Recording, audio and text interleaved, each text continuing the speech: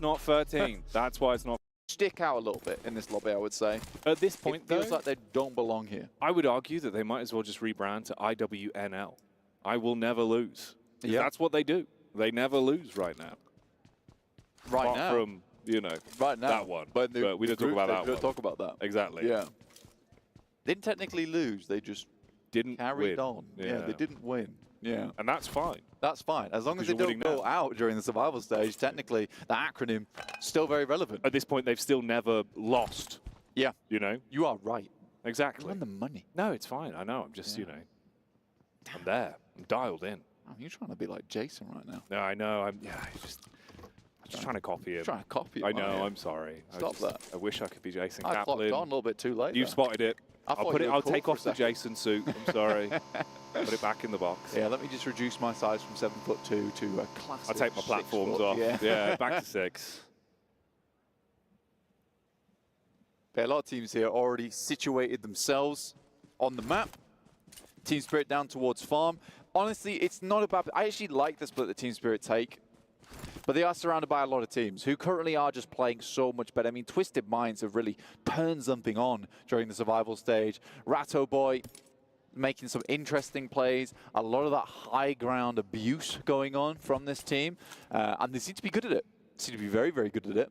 It makes sense that Ratto Boy likes the cheese, and it's been paying off. Like, they've been really good at plays. The best plays. Yeah. The best of plays. They are. Yeah. It's good to see. Stilton. Yeah, well, I mean, they're Stilton on a lot of these other teams in the lobby. And I think that it's fair enough because when you get to a stage like this where you really have to bring out all the underhanded tactics to get your way through. Especially if they want to Bree in the top 4. Yeah, exactly. Right now they are in the top 4. Any other cheeses?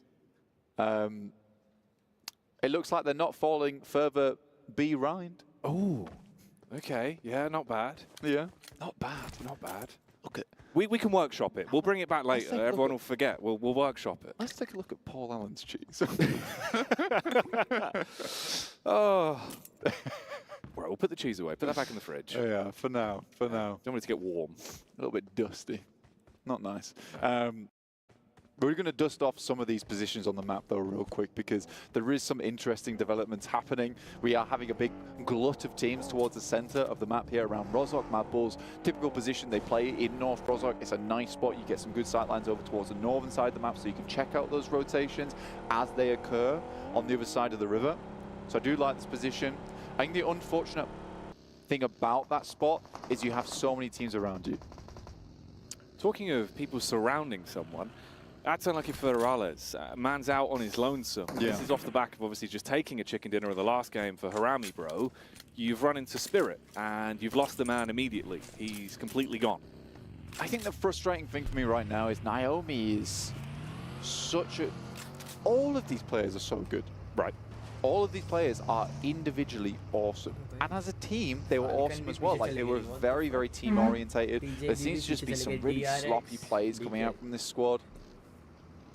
It's frustrating to watch, really. And I think that we do have a lot of Team Spirit fans in the chat, usually for these events. And I apologize to every one of you guys, because I think both me, you, and Jackie all expected more from this squad. And they have not been delivering. As Kitsune said, they would have to have a blinder of a day to even think about getting in. Inco called their gameplay shameful. And I think that shameful maybe is a strong word in this situation. You are playing against some of the best teams in the world. You've got all the way to survival stage. I think that that is still pat on the back for yourselves. Yeah, but you can see obviously how much it means to Inco with them being a little bit critical of themselves and wanting to present more, not only for them, but for the fans at home as well. And we know they've got some of the talent there, like we've seen it, right? It's good caring. Yeah, exactly. It's not as if they were completely down on themselves. It seemed more like they wanted to light a bit of a fire under the bellies, get themselves back in. It's a fine line sometimes, though, of keeping yourself sort of in that flow state and hyped up versus overcritical. Rather than just, you know, giving yourself some twists on the wrists when you get home to the hotel. I need to do better. I must play better. No, it's just a case of do some board review, figure it out, talk to your coach, figure out what's gone wrong, come back in. This is the difficulty with survival stage. It's just 2 days, so you don't really have that midway point where you can like look back and have a really good discussion of what's happened. It is just a case of we fix mistakes on day 1, and if it doesn't work in day 2, we're done.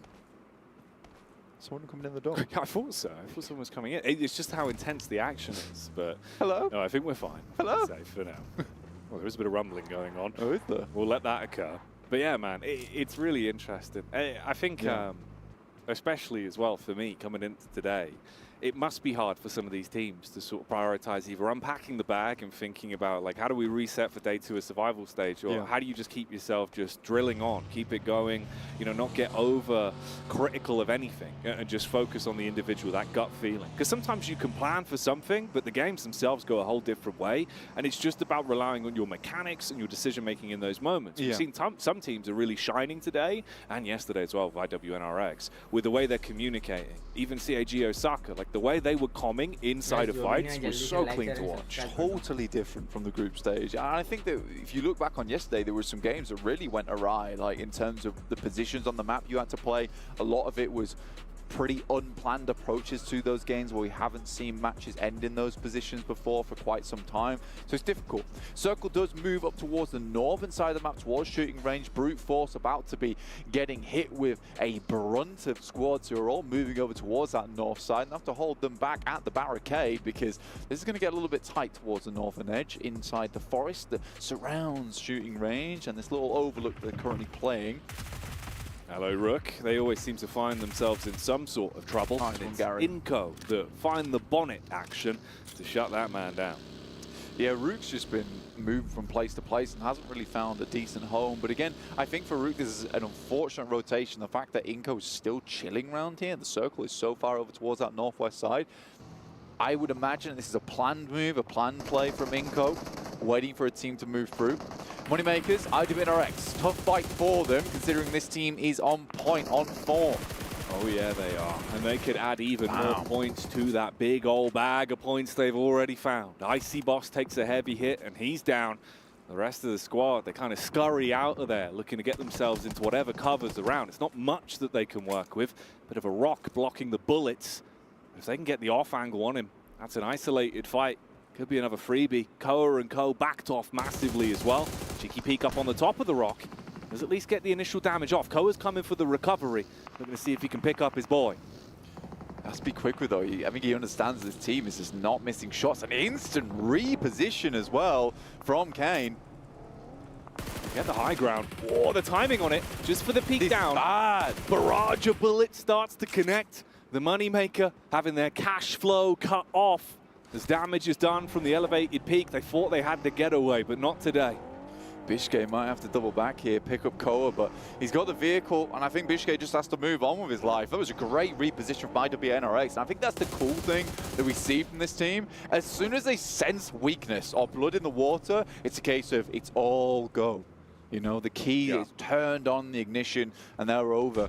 So they finish fights very quickly because they immediately know when the tide's shifted in their favor, and it's a very, very smart thing. It's a difficult thing to do during these fights. They seize the initiative whenever there is an opportunity that's presented for them. And there's respect in that alone with how they play it. Oh, huge backstab. This is the off angle they were trying to find for so long. Making focus on the majority of the squads. The Frozen can find the backstab. Yeah, dude just splits up, confirms that one. Makes it look easy. Yeah, it's very nice. And again, just the confidence to be like, I can make a solo play here. I understand that I've got him. The rest of my squad's already locking him in position. We are going to get our next circle, though. You can see it on the top right of your screen here as we head into our latter portion of the match, northeast shift. And you know what? Brute Force might have a decent spot to play around with this position. Falcons coming in from the northwest, though. We've seen Brute Force and Falcons clash a couple of times. The Falcons want to get a bit of momentum going, climb up. They need to keep this going over the course of the whole day. Obviously, we still got a fair few games to get through, so don't overlook them. They're in a good spot in terms of the standings. They've had some nice fights. Felt like a lot of teams have wanted to scrap against them, though, of course, trying to deny that growth in points and make it harder. One team that has also been swelling and finally had the bubble burst in the previous fight was Tongjiabao, and they're going to dive in on brute force. Bit of a head-to-head clash between these two sides. And you've got that rotate that come through from Falcons if this fight extends on for quite some time. Right now, brute force trying to send some grenades over the top, but decent burst on the nade there over towards Prepod. We'll send him back slightly. So that's one of their frontline members. That was a much-needed tag over towards Flower to keep the team of Tongji about at bay, because they are gnawing at the bit right now to get over towards brute force. They retreat, head into the buildings, and get into cover. Brute force looking to keep some distance then. Not be overly exposed on the push that was thrust towards them from Tongji Abao. An abundance of nades thrown out, just trying to create a bit of space. You get the POV of the Mad Bulls as well. How their setup's going. Not in a bad position whatsoever. Meanwhile, this is what Inco are up to. Coming close towards the defiant team of CAG Osaka. That are still in a second place right now. Not that far away from Twisted Minds closing the gap on them potentially. If they keep playing like they have been. Right now we've got about 8 teams still outside the circle, so although it looks kind of honky-dory for a lot of squads that are inside the circle towards the center, I think the positions are going to start taking up quite quickly in this circle. So a lot of these spots start to get fairly crowded. Elbow to elbow action, Kine move through in the vehicle, take some shots over towards the squads rotating through. Just confidence plays, but brute force sensed that. Saw the plays coming through. Good shots, but look at that. Frozen instantly on the swivel. We'll find a player from brute force. Neons goes down. You got to remember that Tongji Bao was close by, and they might capitalize on that. Frozen like an owl with an AR. His head's turning, and he's burning with a rifle. Meanwhile, the other animal on IWNRX is Zed Wolf. Hang on a minute. Falcons find another opportunity. You got Icy close by the tree line as well. Getting a bit of a read on this one. This was a three-player fight. 3 squads, rather, that were sort of thrust into a bit of combat between one another. And everyone's trying to see when the opportunity is to go in, steal away those points, see if you can make the most out of what is becoming quite an uncomfortable bit of territory here. And for IWNRX, they're sort of just got that Chad-like swagger into the circle. They're shouldering people out the way. And it's working out for them. Circle does move further over towards that eastern side, giving Inco the opportunity of a lifetime here. Look at this chase down, man. The sprays are so accurate on target. Switch the seats, potentially take some shots back, but Pandem is being run down. It's the drive-by. And Swain is saying goodbye to the man that is in front of him in the back of the vehicle, drops the first, looks to put pressure on the player that tucks in towards the tree line as well. And they've just bullied them. These guys are mobile at the moment.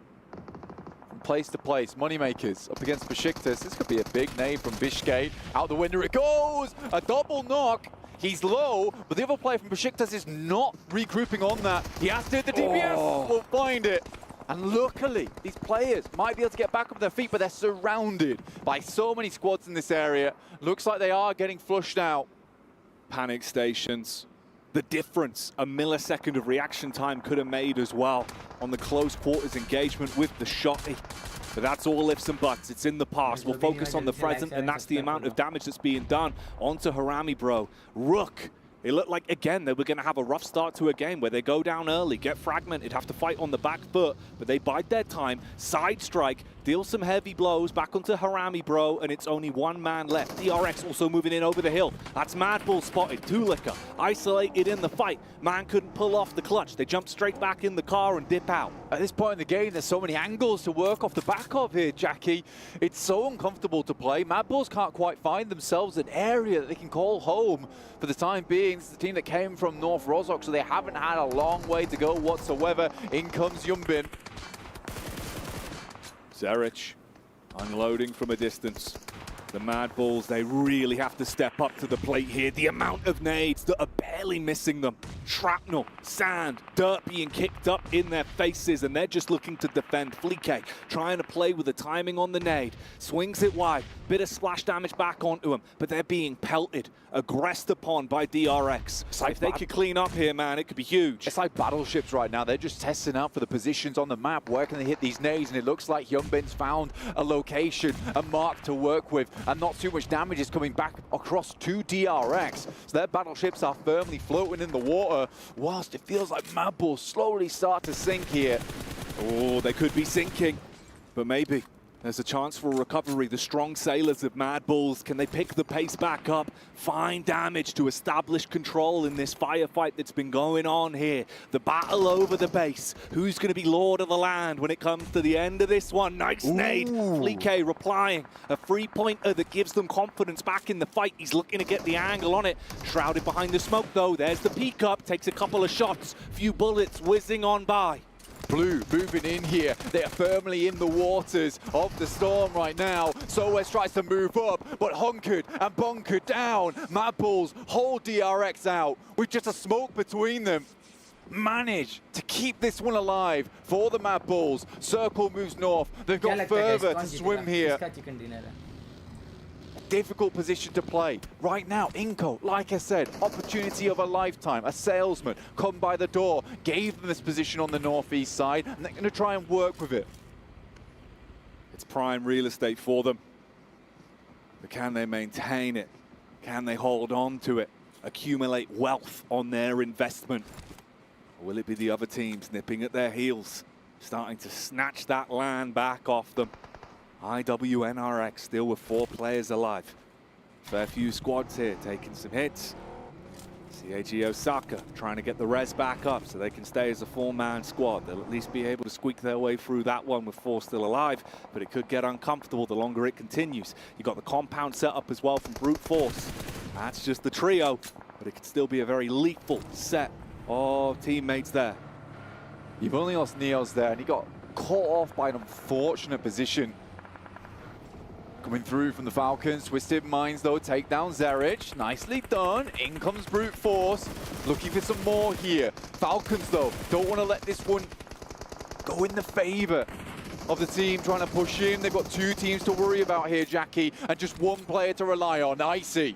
Oh, I see. This is going to be your hardest task yet, and they tried to use the elements against him, turn up the heat and make him feel uncomfortable with the Molotov. Throwing in those wide nades, the reposition barely over the top. That one wasn't cooked long enough to blow him out of commission, so they closed the distance on the Falcons and shut them down. Not even sure. I thought I saw Freezer in the elimination feed there, but IWNRX, what a game this has been from them. So incredibly aggressive, moving from post to post here. Setting up a line of operations. And they've got all the executive decisions going on inside this map. Everyone else just bending to the will of the Wildcats. Oh, they do not want to stop either. They get that spot down onto Rook. Barely a thin shroud of smoke cast out from Vic to back up his 2 teammates that are further away behind the tree. But they still find opportunities to punish, and you get the backline stab in from Inco.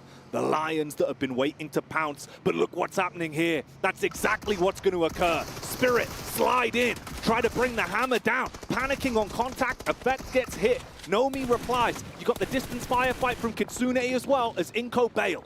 Inco crumbled under the weight of Team Spirit there, and they don't lose a player. Nunes might be coming back in for a little bit more as they go for these reses. They have suffered 2 players coming back in for a bit more of a regroup.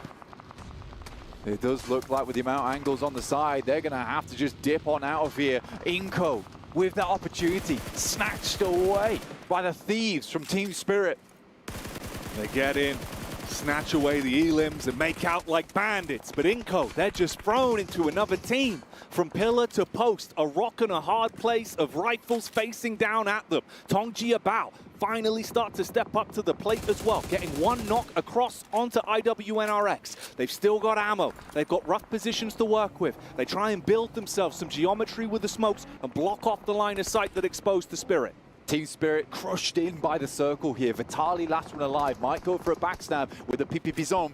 But honestly, for Team Spirit, a lot of teams towards the top side have already been knocked out. A 20-point game here might set themselves up for something later on. It is a wild chance in hell, but it might be available. D plus Kia, similarly, removing the members from CAG Osaka. Another fight that's broken out. Control the compound, relying on 1 man to make hero plays with the shotty.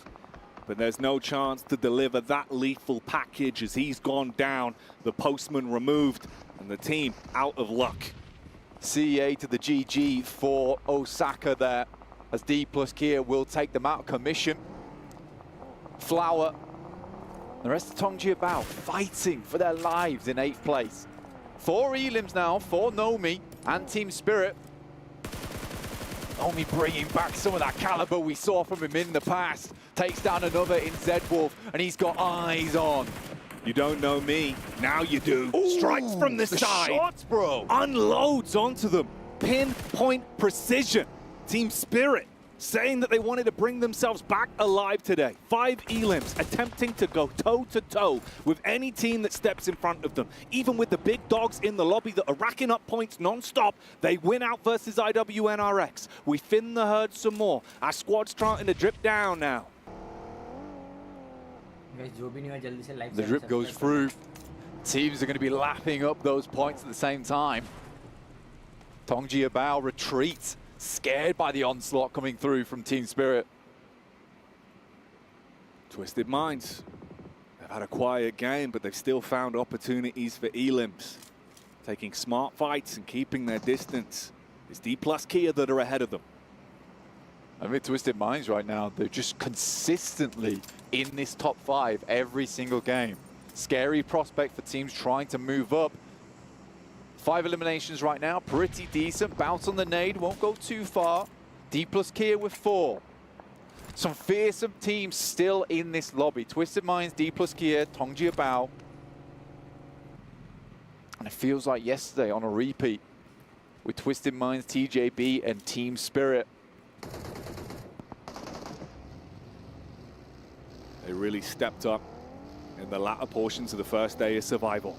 And now we're starting to step up the pace. The roam in, the aggressive crash down onto Twisted Minds. D plus Kia, can you make this play count? The first connection comes out from Rattleboy, but there's an instantaneous trade back. They're going to be able to get that one off. There's nades primed over the window. He might just run in, a little bit of splash damage on the side. They're thinking if they want to go for the res on Wholesale, but the nades make it awkward. They take the peek again. Obscure, prime time nade. Hits that one in, and he's not content with a single pickup. He wants to wipe them away like a spilt drink, and D plus Kia down and out to Twisted Minds. Tough position, space taken away from them instantly. In comes Tongji Bao trying to capitalize off the back of this one, but Team Spirit got all of the circle on that north side. But they cannot afford to have a low elim game. This has to be a banger of a match for them. Although they might be feeling scared from yesterday after that game where they thought they could win, but they just couldn't go toe-to-toe with Twisted Minds. Tongji Bao know this. They realize they've only got the 2 elim points to play off in this current matchup, so they got to think more about the longevity, the bigger picture. The devil is always in the details, and that's what they're going to be aiming for. A bit of a lull in the battlefield. What remains of Harami Bro, trapped dead center amongst all of these squads that are playing with passion. Looking to secure their positions. 3 stories on the go at the same time. Twisted Minds maintaining their position in that top 4 right now. TJB looking to leap up into it. And Team Spirit, they're playing for a hope in hell. This morning, Kitsune was saying, we need some big, and we hope we could show it. And this might just be the beginnings of that greatness, of a comeback. It just seems so unlikely. Kitsune drops wide, spots players rotating in, gets a bit of a tag on, but will back off. What's this? Masters found one from Twisted Mind. An opportunity presents itself. Oh, saved again by the backline of Obscure. But this is what we were waiting for. TJB sees that opportunity. They see the moment to go in for the side sweep. It fragments the setup from Twisted Minds. Obscure's down all the way towards the backline. So Spirit, barrage bullets, unleash the hellfire, trapped on the players towards the middle. Some big damage coming through, softening up everyone that's stuck there. There's a reply back onto Tongji Bao. Good connection on the first, looking for the distance shot as well. Nomi still putting bullets into Twisted Minds. Effect from the side here, getting a lot done. Both teams absolutely battered and beaten. Can Team Spirit pick up the eliminations they need here, though? This should be a free game. If they can keep this rolling, keep it ticking on over, Team Spirit could finally get their hands on a chicken dinner and put the bad times behind them. So important. Guizhou will find himself only from TJB. 2 teams remain, and Team Spirit, they have the lion's share of the circle. They need even more. Naomi, the nades were on point. This is more what we were expecting from this player. One of the best naders in the game. But again, Guizhou, out of nowhere, in the smoke like a phantom, finds the pickup, and there's no answer. Naomi is no more. Man down for Spirit. Twisted Minds. They know how to play from the back foot, swinging with the full weight on every punch that comes out from Guizhou. He's got so much to do on this one, and you're penned in the middle. 2 lethal squads either side, nice. The nade stripping his HP away. Second won't do it in effect. He's out of nades, he's out of util. 1 stun grenade in the back pocket, gotta make it work. Playing hidden. Naomi, 5 elims on this match. 4 potential more for them.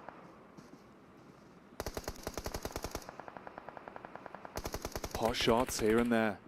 Little peaks, no overcommit. Don't give away that edge. Don't make the first mistake. Either squad waiting for the go signal to swoop in and commit off the back of a nice opening engagement, making the most of the limited utility that's left. GK first, Flower. Naomi on a wide rotate on that northern side. Looks like he might have been spotted though. He curtails back to the rest of his team. As we hit a bit of a lull in the moment. The action. Molotovs sent through, preventing Team Spirit from walking too far forward. Kitsune gets hit by that, but a nice nade. He moves forward through the fire. We'll take a tickle from it. That's the man that could have made issues. Guizhou lurking in the middle. If he got some important shots off, he could have thrown this game in either direction. But now we're just down to the last 2 squads. Tongjiabao versus Team Spirit. Tongjiabao looking to guarantee this one and keep on climbing up. For Team Spirit, it could be the start of something new. They'd have to have a hell of a day ahead of them in the last day of survival stage, but it could all start here. A lot to play for in this one. You can see that with how confident they're being in not overextending, playing the long con, smoke walls up, give yourself a shroud. Nomi went for that initial split from the team, trying to play on the off angle. They mirror matched it, both of them recoil, slight split now. They don't want to over-egg the pudding on this one because they need this to be sweet, sweet victory. 9 elims feels good, but they need the 12 elims and the win to have a shot. That would be a comfortable position. Stun grenade out, over towards Flower, being pushed in by the blue. Out comes the shot. There's the first one to TJB. Spirit opening it up. They get the initial engagement they were waiting for. That first strike. Shut down the Flower, leave him pushing up daisies. Start to set yourself for the summertime to shine versus Tongjiabao, but they want you to go down heavy. The punishing plays come out. They start to push the initiative. Bullet after bullet rattling into effect. He's panicking behind the tree. He's trying to make the plays. They close the gap, find the pickup. Tongjiabao with the win. An unbelievable play from Tongjiabao. One knock into another. And Team Spirit do not have the spirit within them to keep them cool, calm, collected towards the end. And it all comes crumbling down again around them. Luckily, they at least secure the elimination. 16 points, but not the game that they were searching for. Again, Spirit with a meteoric rise in some of these games, but when they reach the final hurdle, they crumble. This time around, it's TJB that are able to upset them even with the initial knock going towards their squad. They still reply with good movement and good target prioritization. That's a hell of a comeback from TJB. Should not have happened. Should not have been able to happen. Kitsune just makes another grave error towards the end of the game, peeks out too far, and it sets things off because Nomi was on a really nice approach to the side.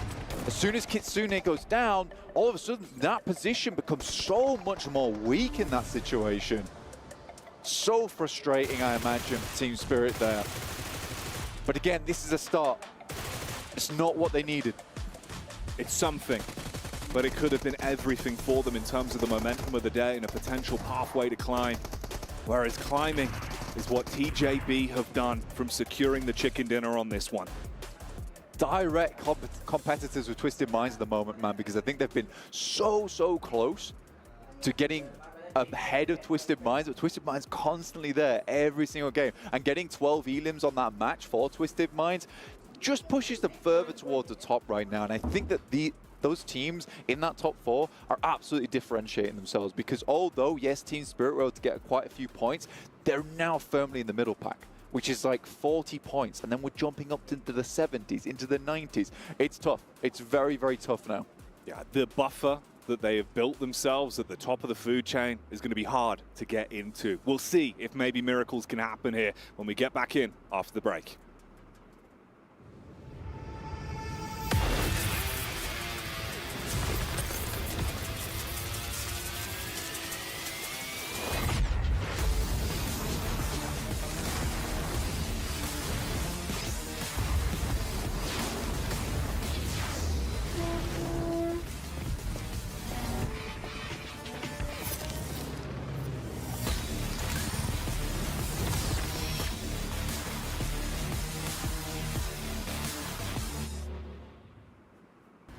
لحظات البداية عاشت معنا. كنا نحسبها وقت للتسلية بس. نحسبها بس ذكريات. عبود أعطي أختك اليد يا ولد. ابتكرنا فيها ابتكارات، وإذا بغينا قلبناها خرافات. كنا نحسبها بس لمة وصحبة وسهرات. انتبه نوب ترى نوب. لكن كنا نشوف عالم ما حد يشوفه. ليت يشغل وقته بشيء يفيده. الله عليك على اليد سود. عالم كبر وعاش فينا. عالم الحماس فيه يوصلك كل مرة لحلم أصعب، بس ما يصعب عليك. بارد معك وين ما تروح.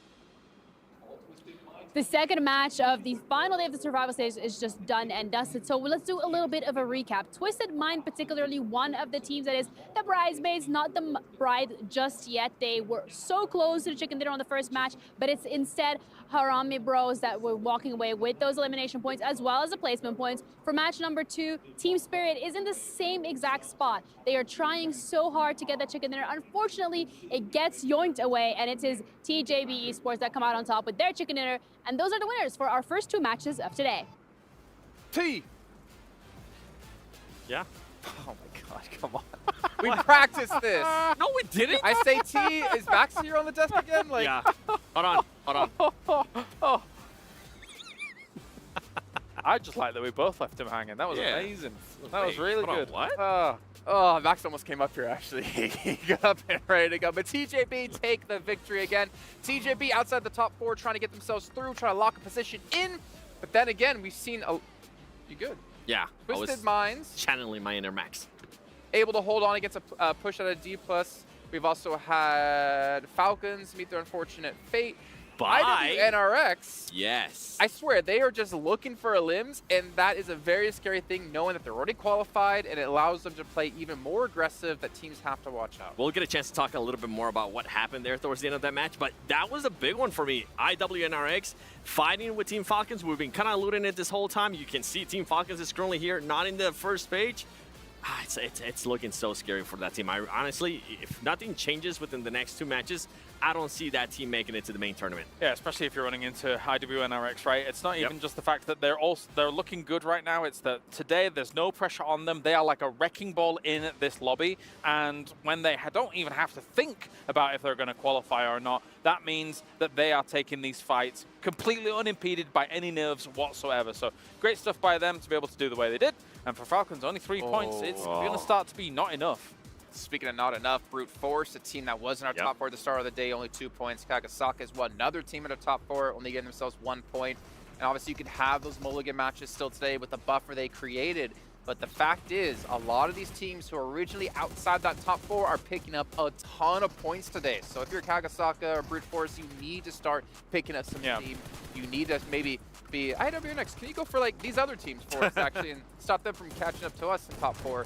It's getting really risky, really rough right now for all these teams, and you can just feel that pressure mounting. Yeah, I can feel a bit more aggression in the lobby today and a bit more desperation coming out from some of the fights that we're seeing here, because honestly, as seeing with these teams, I think like Twisted Minds, for example, in a brilliant position to constantly be taking these fights after fights and looking good whilst doing it. They're forcing teams to have to crash onto some of their positions, and they're greeting them in strong fashion. So it's good to see. I mean, we saw the fight, right, between Twisted Minds and also D+. D+, we've been wondering what this team's going to be able to do whenever they do end up crashing on the team. There was 0 smokes. They did, to be fair with D+, though, they did end up winning the fight against Kagasaka. That was nice to see, but that was in building. Whenever they actually had to push the action, it absolutely backfired. Twisted Minds, with the momentum they're currently able to carry, they're just continuing to perform really well. And I mean, look at those stats right there. 1,800 damage, 12 elims. That's what you want to see out of Twisted Minds. Eco Gaming, who is Twisted Minds now? You've given up finally on them. Yeah. Yeah, it's... Yeah. Never knew you were a it's flip-flopper. over. What? Yeah, of course. You know, at least Max stays true to his pick. Does he? Max, come over here real quick, Max. No. Yes. He's Come moving. on. He's moving. Max, is Team Falcons going to make it to the main tournament? I'm actually glad he did that. I don't know if his mic was even turned on. Yeah. As he ran away, he did say, yeah, Falcons are going to make it. I'm Max Ben. He could have mimed his answer. He said, no, my new team is Tiamba. Let's take a look at our overalls. pick. Let's get an idea of where the teams currently stand, because we are done with a third of the matches today, which means we only have 4 left to go before we do know the last 4 teams participating in our main event. And IWNRX, I mean, 90 points. We don't even need to talk about them anymore because they're so far ahead of everyone else. But we can see TJB's there. Twisted Minds, 2nd place, man. This team has really shown up, and they're continuing to improve. They're starting to get to a point now where we, along the lines of IWNRX, we're like, okay, that team's starting to become a little bit safer. For me, Twisted Minds might almost be there. If we get another great performance out of them, maybe in this next team, I think we're going to end up talking about just 3rd and 4th place of all those teams fighting against each other. Yeah, it is very close. And yeah, for some of these teams, just one good game will leap them up into that top 4. So it's not done for teams like... Yeah. We're constantly talking doom and gloom about Falcons here. They still have an opportunity, if they get a win on the board, especially to actually jump on up. Again, it's just... It's disappointing to see that they're not at number 1, if not already in the main tournament. Team Spirit, 33 points, by the way. Yep. I can't... What was the 4th place cutoff? I didn't actually catch 4th that. place cutoff. Currently, it's 57 points. 7? But we feel like it's going to be in the 70s, at least from my point. It is possible. Depends, a little higher. Yep. It is possible, but they need to have basically a power day like we saw them have to get into the main event. You guys at home who are watching, make sure you guys check out that PUBG Mobile has been nominated as the Esports Mobile Game of the Year. You can take the QR code and scan and get your vote in, but also, what else can they do, Cloris, while they're there? They can head over there and give this man his vote. That's very important. All right, well, in the meantime, we're going to head down to the stage with Sandstorm, who does have an interview for us before we get into our third match of the day.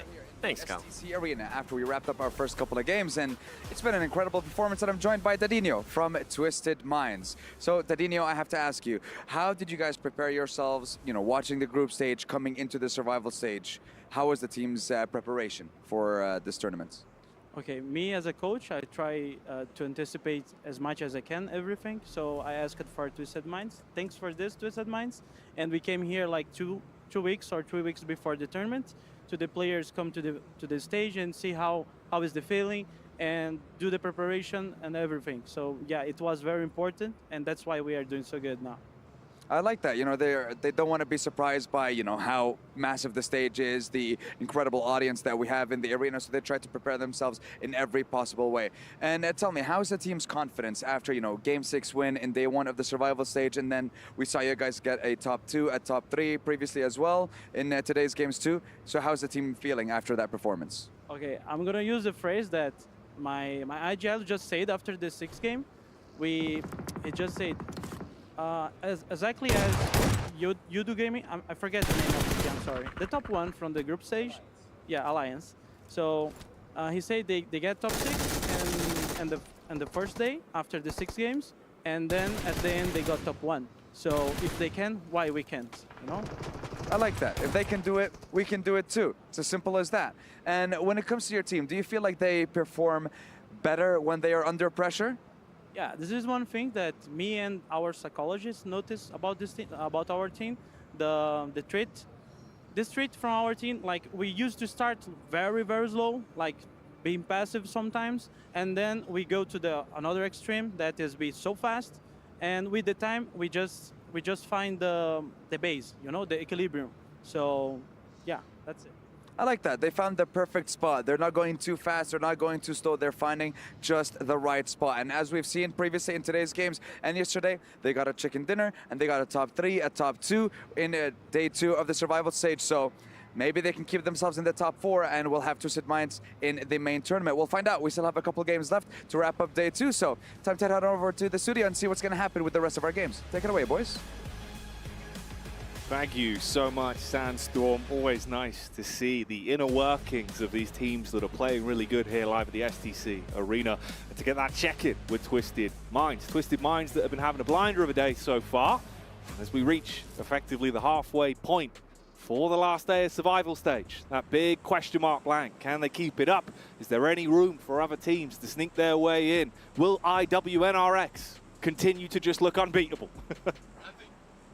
And I think that we've been looking a lot of IWNRX, and we had a little discussion, a little bit of a chin wag, let's say, before this game. And it does feel like because they're so secure, they are just going for the teams underneath them, right? The teams that are looking to move into that top 4, they're taking them out. But it's not D plus Kia, Brute Force, or Team Falcons they're worried about. They're worried about Harambe, DRX, Besiktas. These are the teams that they're going after, teams that they think are relatively weak right now, that they can easily beat, because they are so far ahead that if they can just secure Twisted Minds, TJB, maybe another team underneath them, which feels a little bit undecided at this point in time, that's fine, because they're going to stay at the top. So if they can enable those teams, this is great. This is good news for them. Yeah, try and keep that distance between them and everyone else so bolstered off of smart tactical fights. They're just influencing the top 4 right now. Yeah. But it's intelligent because it will sit them at the top, nice and safe, not give anyone an opportunity at a banger day out of nowhere. No, they're controlling the flow of the games. And it's not only because of the smart decision making and sweet moves they're making, it's also because of those GT20 pros, Blank. 144 Hertz taking us to the next level, to the extreme, because some of these players are having to play at that extreme, like we heard from Dadinho. It's important, it's imperative. And some of these teams, they have found that sweet spot, all right? The money position where you want to be in, where you're playing at your highest caliber, and you just feel in the game. You are in the game. You're totally immersed. you hit that flow state. You're able to make the right decisions, rely on your gut, the communication's flowing, everything's good, comms are pumping out, no one's jittery. You've had long enough now to acclimatize to the stage as well. So breezing your way through here, knowing that you're running in the tournament itself is still going, it can do a whole lot for your mental game when the games pick back up, when we know our top 4 that have withstood the test of the survival stage. All right, now that top 4, basically between TJB, D+ Kia, and Brute Force. Falcons just seem to me be making too many mistakes for a team that is well known as an incredible squad. It just feels like some of these mistakes that they've been making, it just feels weird. It feels very weird to me. Yeah, there's been some little issues here and there, problems that have been cropping up, and other teams have been taking advantage of that with the fights they've been taking to them. Always feels like there's 2 sides surrounding them in every encounter we switch to when we get the Falcons POV. Never an easy fight. Moneymakers consistently dropping down the rankings despite what felt like some good rotations yesterday and getting themselves set up, just never hitting those big points. And Team Spirit have actually overlapped them now in terms of points at 33. But again, another good game from Team Spirit is what they're looking for on a wrangle. This is the best place to do it, a fair map to work with. But I'm still looking up towards that top side. D+ Kia, it would be nice to see them in that main tournament, representing Korea over on that side. Brute Force, though, could always just pop off, but it feels like they're being shut out so many times from these teams. Having some unlucky runnings. Got an X on their back in a few of the fights they go for. Towards the bottom end, it's been very uncomfortable for a few of these squads. Rook feel like they're basically just being passed around as the squad that teams know they can steal some easy elims off early. Always feels like they're down to a duo in the establishing moments. Inco, they were given a couple opportunities to maybe have games, maybe have moments, but they crumble in the moments. I mean, that last game, even just getting that northeast edge and then being crashed on by Team Spirit, who arguably, you know, sat down there with Inco as the worst performing teams, just to get taken out by that feels really rough. I mean, QXZ's not getting that vehicle back off. It's back there, fully turtled up. Hasn't got the momentum to roll side to side. Always a sad sight for sore eyes. The vehicle on its back like the mighty Galapagos turtle. The mighty, but not so mighty when it's rolled over. And my eyes are feeling pretty sore after that one, and only sorer. You should probably blink. I do love going from like the loud noises of a roaring engine to sweet cadence on the bicycle. That's what we've got here at PUBG Mobile. It's Bicycle Cam segment with Pandem. If you enjoy cycling, make sure to get regular scheduled time outside, cycling around, getting that vitamin D, and enjoying the high life of exploring nature in beautiful Erangel. Make sure you get home as well, safe and sound, just like Pandem here. Don't forget to padlock your bike somewhere safe. Don't forget to pick yourself up a Pepsi Max. Yeah, stay hydrated out there. Yeah. Stay hydrated. Quench your thirst with Pepsi Max. That was good. We'll see. Maybe we can get you to do an ad read. I could do. Yeah, that'd be good. I'm a big fan of Pepsi Max, to be fair. I've been caning them. Yeah, there's a Pepsi Max graveyard under the cast today. There is, dude. The other day I was like, I think I'd had so many. There was a point where I went back and was like, there's no more Pepsi Maxes. And I only had me to blame. Yeah, you've taken them all. I couldn't even blame anyone else. It was my fault. It's ridiculous, mate. Let's see if this will be a maximum maneuver here, though, from D+ Kia. Taking shots uphill. Harame broke. They could buff that one out. Bit of damage to the actual bodywork of the vehicle. Bit of damage to the actual bodies, but still alive, still kicking. Yeah, Circle's kind of in a position where it could head down towards Sosnovka, but it's not likely to. So a lot of teams trying to pick up these compounds that sit over towards the cliff face. Potentially even rocking up over towards the rocks. See what I did there? Yeah. But yeah, there's a lot of opportunity to play some strong positions on this south side of the map, which I like to see. Falcons already in one of those spots after moving out from Sosnovka on Novorepnoye way. Twisted Minds, yeah, it's been a nice survival stage for them. consistently making good plays as well. I think that's the main thing to look at. Even that last game where, you know, they were dropped down to one member, he still performed admirably well in those final moments to pick up some more eliminations in what was pretty terrifying position for himself. Yeah, he was in a horrific spot. Was able to stretch out the game for as long as he could, try to squirrel away elims where possible. Ooh, talking of elims though, Besiktas Black, they're moving uphill. Ooh, hello, quick maneuver there. That was a Texas two-step. He's dodged the bonnet of the car, been able to turn on him. Uh-oh, this is Grand Theft Auto Blank, but they're taking the points with it as well. Nade's back onto them. Topstick gonna get that one right on target. And he's moving in with a shotty. Wants to see if he can build this back up now. This is a really big fight as well for D plus Kia. Losing members off the back of this one feels very bad for a team that is on the cusp of making their way into the top 4. Very difficult. I mean, they lose one player. It's not the end of the world, but Osal has been making some pretty clean plays to set up players like K on this squad. And Besiktas will just send away here. Still get some pot shots out the back of the car, though. A little bit of an angry play as they leave. The gangster move. Take a few shots, hop in the car, wave goodbye. The literal drive-by. Nice to see. See if they can post up cool. CAG Osaka won an elim on the game, but they do lose another play. And it feels like a lot of our squads towards the top side of the lobby are suffering quite a bit here, Jackie. Will they suffer much more as we get this next circle shift? That is a hard one. Over towards the western side. Sets up the money makers, potentially. Teams like Tongji Bao, Mad Bulls, Team Spirit, all going to have to face the tide, the wave of players that'll be coming in from that eastern edge. Might want to move further towards that eastern side. This is where you got to be fast and furious when you arrive. It's going to be no easy control of the map here. There for so many squads. Rapidly repositioning. D plus Kia. They're not out of position. They get a clean line of sight on the rotate from Besiktas Black. Put the bullets into the back of the vehicle. Now already, bear in mind, from the fights they've been thrown into this one, you're down to just a duo. So you do not want to have it taken out of your hands here. Ooh, nipping on the tails of Inco as well. They spot them over the ridgeline and realize they need to course correct, find safe ground.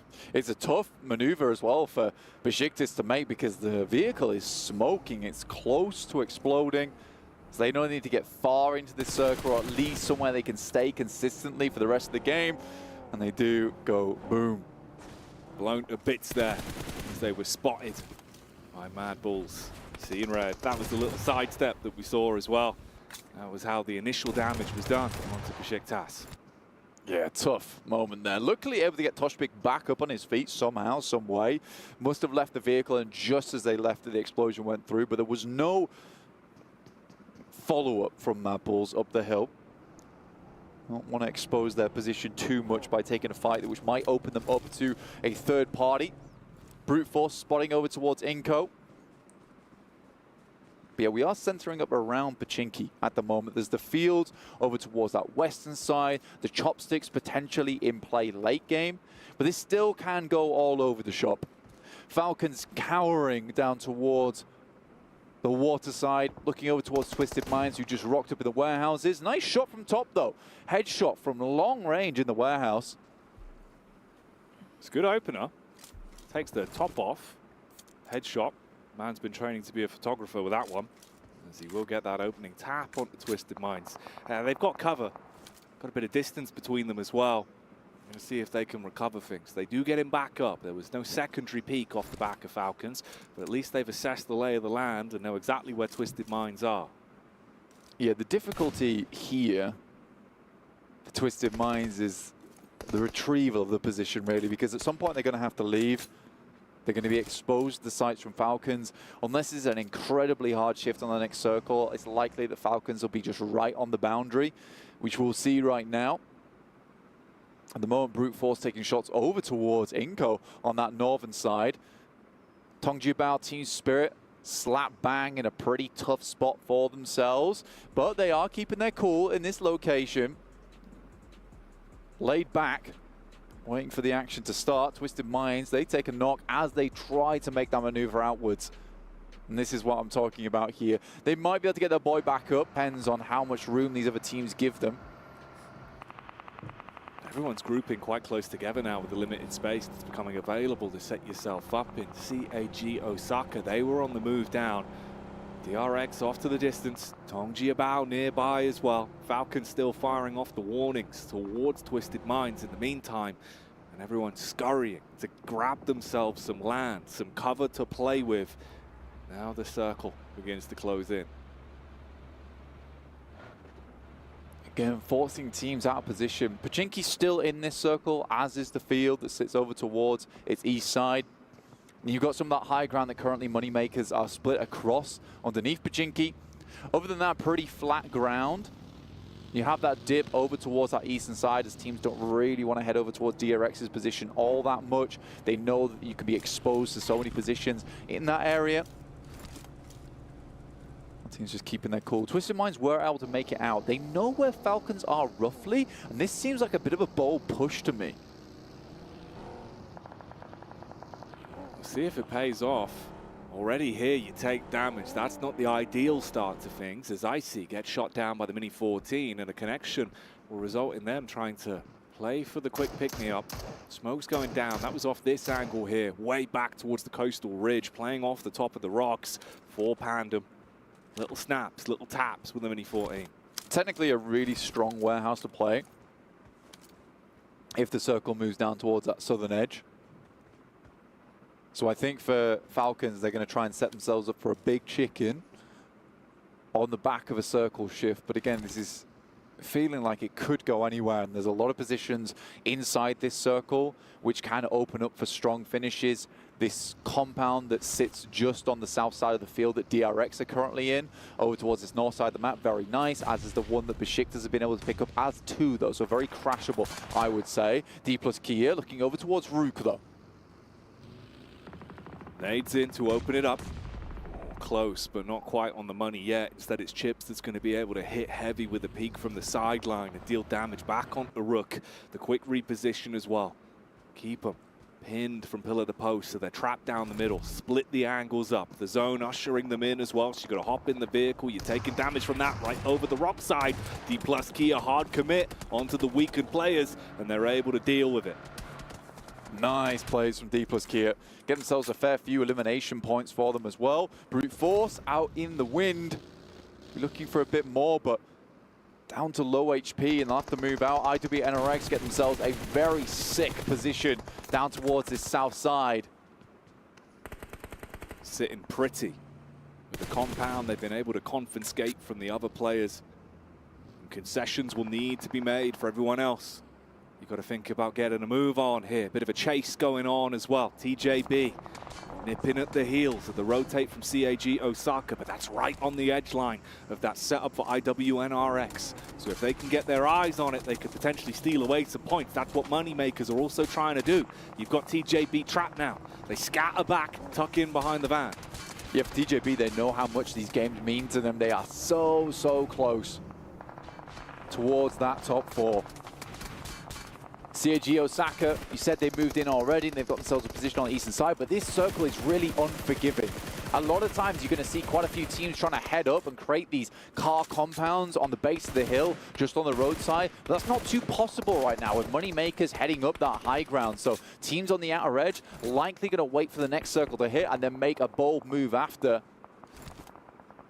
Those bullets over from the Moneymakers do connect onto TJB in the end. Once again, knock a player back down. There's the detonation that Brute Force were gambling on, though. And that's gigantic for them. Brute Force, down on numbers, but playing smart. That's an entire steal away the opportunity. Everyone was grouped up behind the vehicle. Entire team just goes down off the back of that. That is disgusting. TJB shaking their heads of disappointment in that game. They almost set themselves up for a good one. Up the hill as well, splattered on the front of the vehicle. D plus Kia leave a smear of Rook behind. That is a filthy play. Despicable scenes from Brute Force. Living up to their name on that one. Vehicle uppercut. Kind of disgusting. Sent him into the air.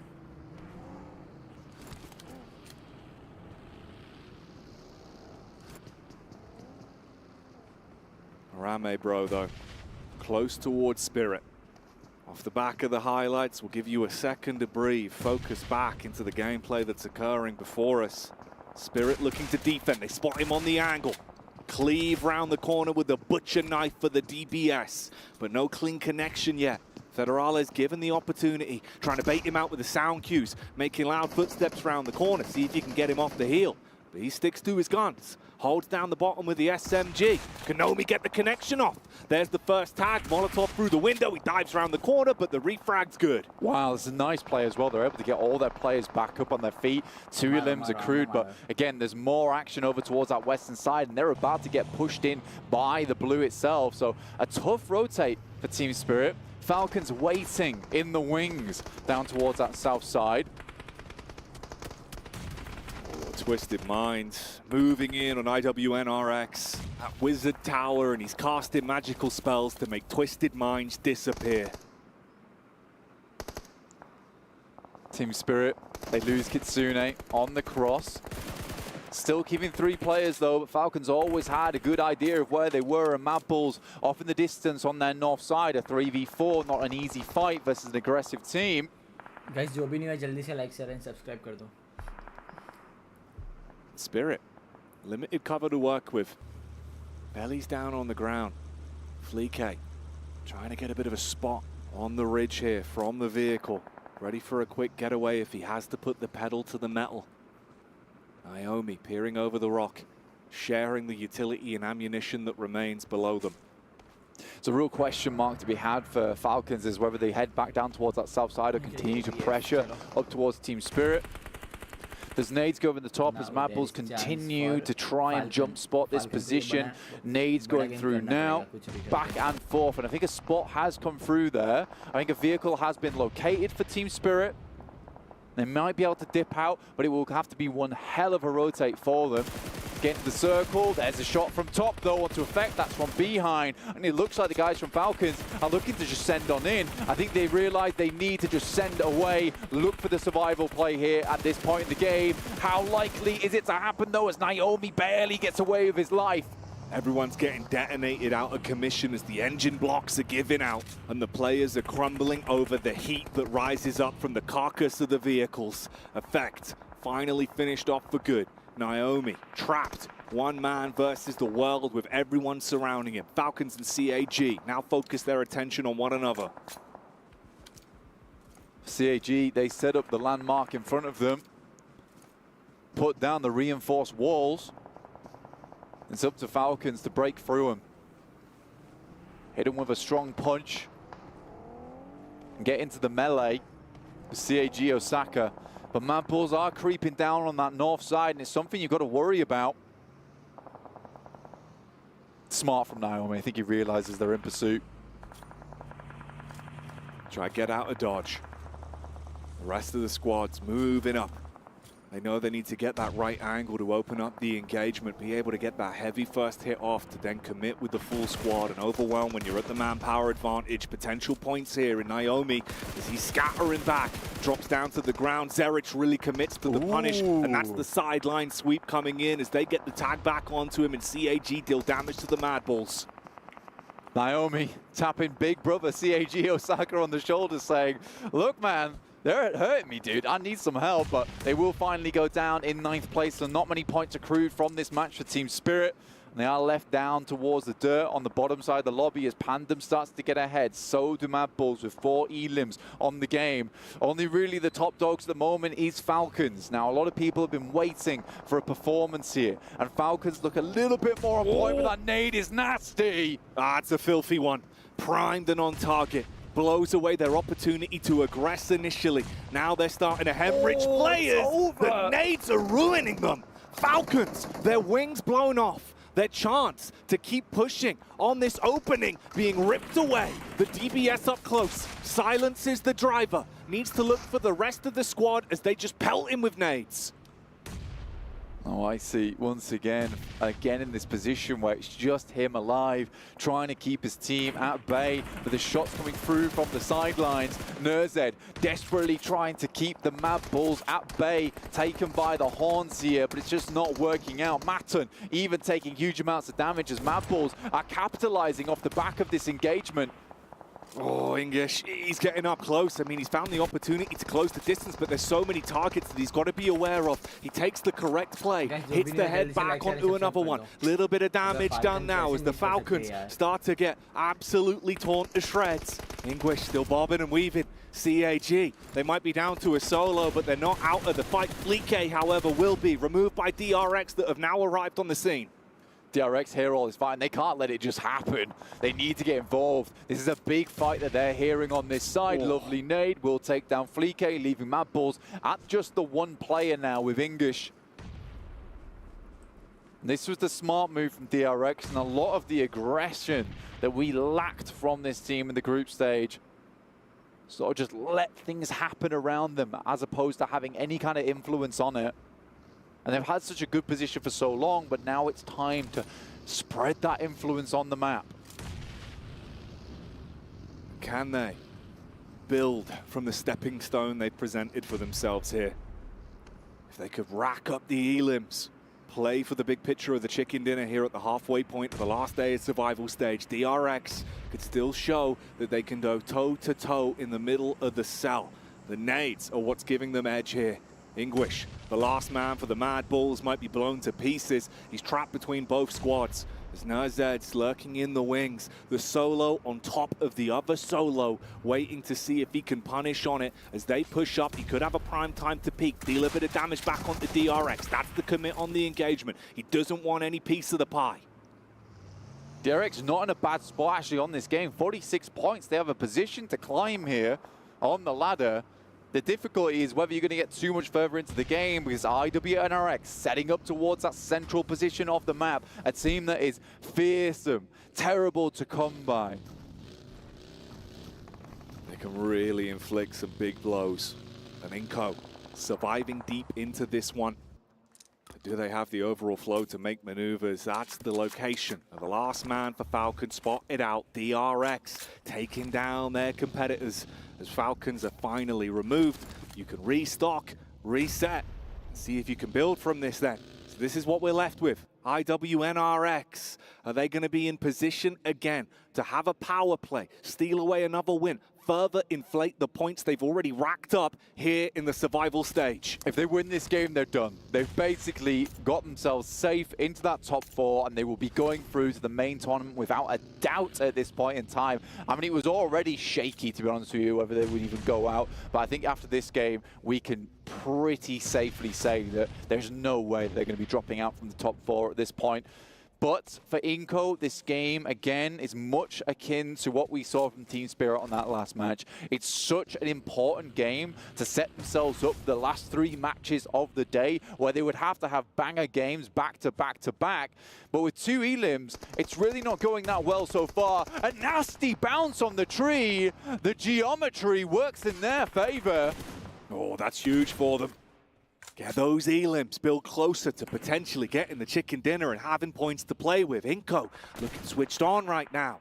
They've got a good assess on where everyone is, where they can take shots from, trying to push further in towards IWNRX after fragmenting the squad and leaving them down to the duo. But they start to suffer knocks back. Sideswipe from DRX. They see that they're going all in, and they want Inco to start to crumble. They attack the Lions, take down one, move up from IWNRX now as well. They're starting to get back over, looking to see if they can save Zedwolf, but he's so far out of position. They've not got the smokes to work with on it, and DRX are taking on both squads at the same time. I like that from IWNRX, though. They don't invest the smokes that they know they'll need for later on until it's kind of secured. They're going to pick up Zedwolf, but with the way that the boys from Inco bouncing nades off the bark, sweet trigonometry for them. Hyunbin, another nade goes over the top, puts the hurt into IWNRX, and this now looks like a game where Inco just might be able to squeeze some points out of it. They've played so slow, but now they need the chicken dinner on top. Are they hungry for it? Can the lion's claws come out? The caged animal show how powerful it can be when it feels threatened in a game like this. DRX, 4 players alive. They've got the battle of attrition on their side. They found opportunities to take smart fights, already racking themselves up 7 elims. If they can build off the back of it and take the chicken dinner, they'll be sitting pretty and try and push themselves up towards the latter end of the day. Try and have a pathway to stay alive and withstand the test of the survival stage that so many teams have already crumbled under the pressure of. And Inco so far, that pressure has been mounting, and like you say, Cage without the key, scrambling around the dark, chicken, I think. looking to see where it's been thrown. Hyunbin, more damage through to IWNRX, which is the true villain in this circle right now. Could be the cause of misery for both these teams, where they're sat at the top, grinning down evilly, having the chance to twist fates in this game for Inco and DRX on the sidelines. 7 moves forward in the buggy, identifying positions. We saw much of the same versus their endgame versus Mad Bulls. We're able to get a very clear idea of the lay of the land off the back of that scouting. And it was instrumental to their finish. It worked out to give them the info for the nade into the tree line. It means that DRX have backed off. Now they switch their attention. Nice. And that is on point. A big nade. Claps down on IWNRX. Pressure already starting to mount. A bit of panic station scenarios now, and they're going to keep throwing in those nades. They want to hard confirm that one. Get another all-important elim and leave it just on the one man. He scatters. He tries to dip out. DRX from the back, but they can't get the initial tag out. That's going to be snatched again by Inco. All on the head-to-head. 3 versus 4. Is there anything that you can do here, Inco? If you can bring it back, or will it be DRX that make their move up, start to farm those points and grab that chicken dinner? There's the move in from 7, baiting out the crosshairs. Wants them to take a peek so his teammates can get the shots off. They wait for the move. Nice nade over the top. Nunez eating the majority of the damage, goes for the backup. There's the tag onto it. They first for it as well. Down to 2 now. The Lions crumbling to the might of DRX. A 2 versus 4, a difficult game. DRX brought the passive nature to this, but it was Inco with the aggression. But they've gone a little bit too hard on this one, and now they have a terrible task on their hands. The question remains, can they get an opener? These nades have been good so far versus IWNRX. There's the first one, a 3v4 now. Immediately hits the second. They got to pounce off the back of the opening you've given yourselves. So much damage done. They know they're weak. They know they can buckle them. What's push happening? up with the shotgun. That's how you make it work. 7 strikes with the DPS. DRX are buckling. And the Lions of Inco are rising onto their hind legs. They need one foul swoop. It could still be a winnable game. They slow down the pace for DRX. They look to recoil and try and reset, seeing if there's an opportunity. The nades that have been so prime going again, but it's off target. Last one in the pocket as well. The pin was pulled, but there's no more to work with here. Similarly for DRX, this is going to be a battle of attrition. 7 on the other hand, he's still got ordnance to work with. It goes wide, but he gets a tag. That's a bit of information, Jackie. This could be a big one as well. Ooh. Slightly shallow. Splash damage done. Fragments their HP. Sends them scatter. That one's good as well. The nades from Inco have been the money for them. That's been the difference. But look at the play. 7 in the buggy. He gives no damns about his own self-preservation. He just wants to kick off the fight and instigate a potential game-winning play. As we see the flick up, that's the damage back. And DRX in the end, barely by their fingertips, clutch on to the chicken dinner. Unbelievable maneuvers there from Inco. You can see how hungry this team is. They're in the savannah right now. They're dry on food, but they are looking for it wherever they can. You can see the passion is still in this team, but it's DRX to take themselves a decent win. But it's too passive. And this is not what's going to get them to the top 4. I feel like teams underneath them might just be able to overlap them, but it's still a good game for them. And they get ever closer to being in a safe position. But can they keep this up, Jackie? Yesterday, started off strong, dropped off towards the end of the day. It's a difficult one. The next 3 matches are going to be heated. Is it sustainable? is it repeatable? Is it something that DRX can do again and again now? Give themselves that chance.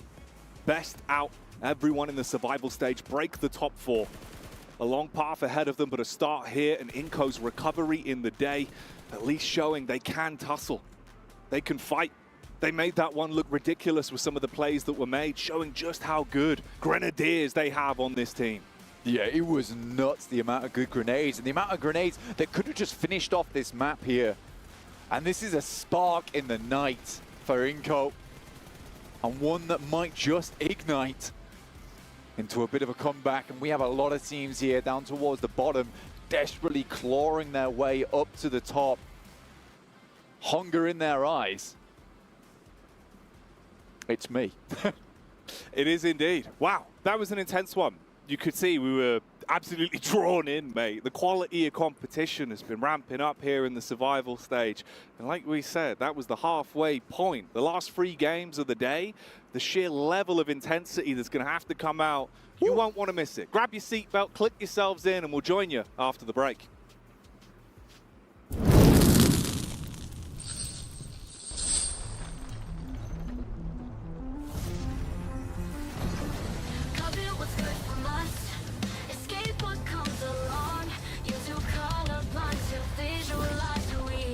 What they want to live for.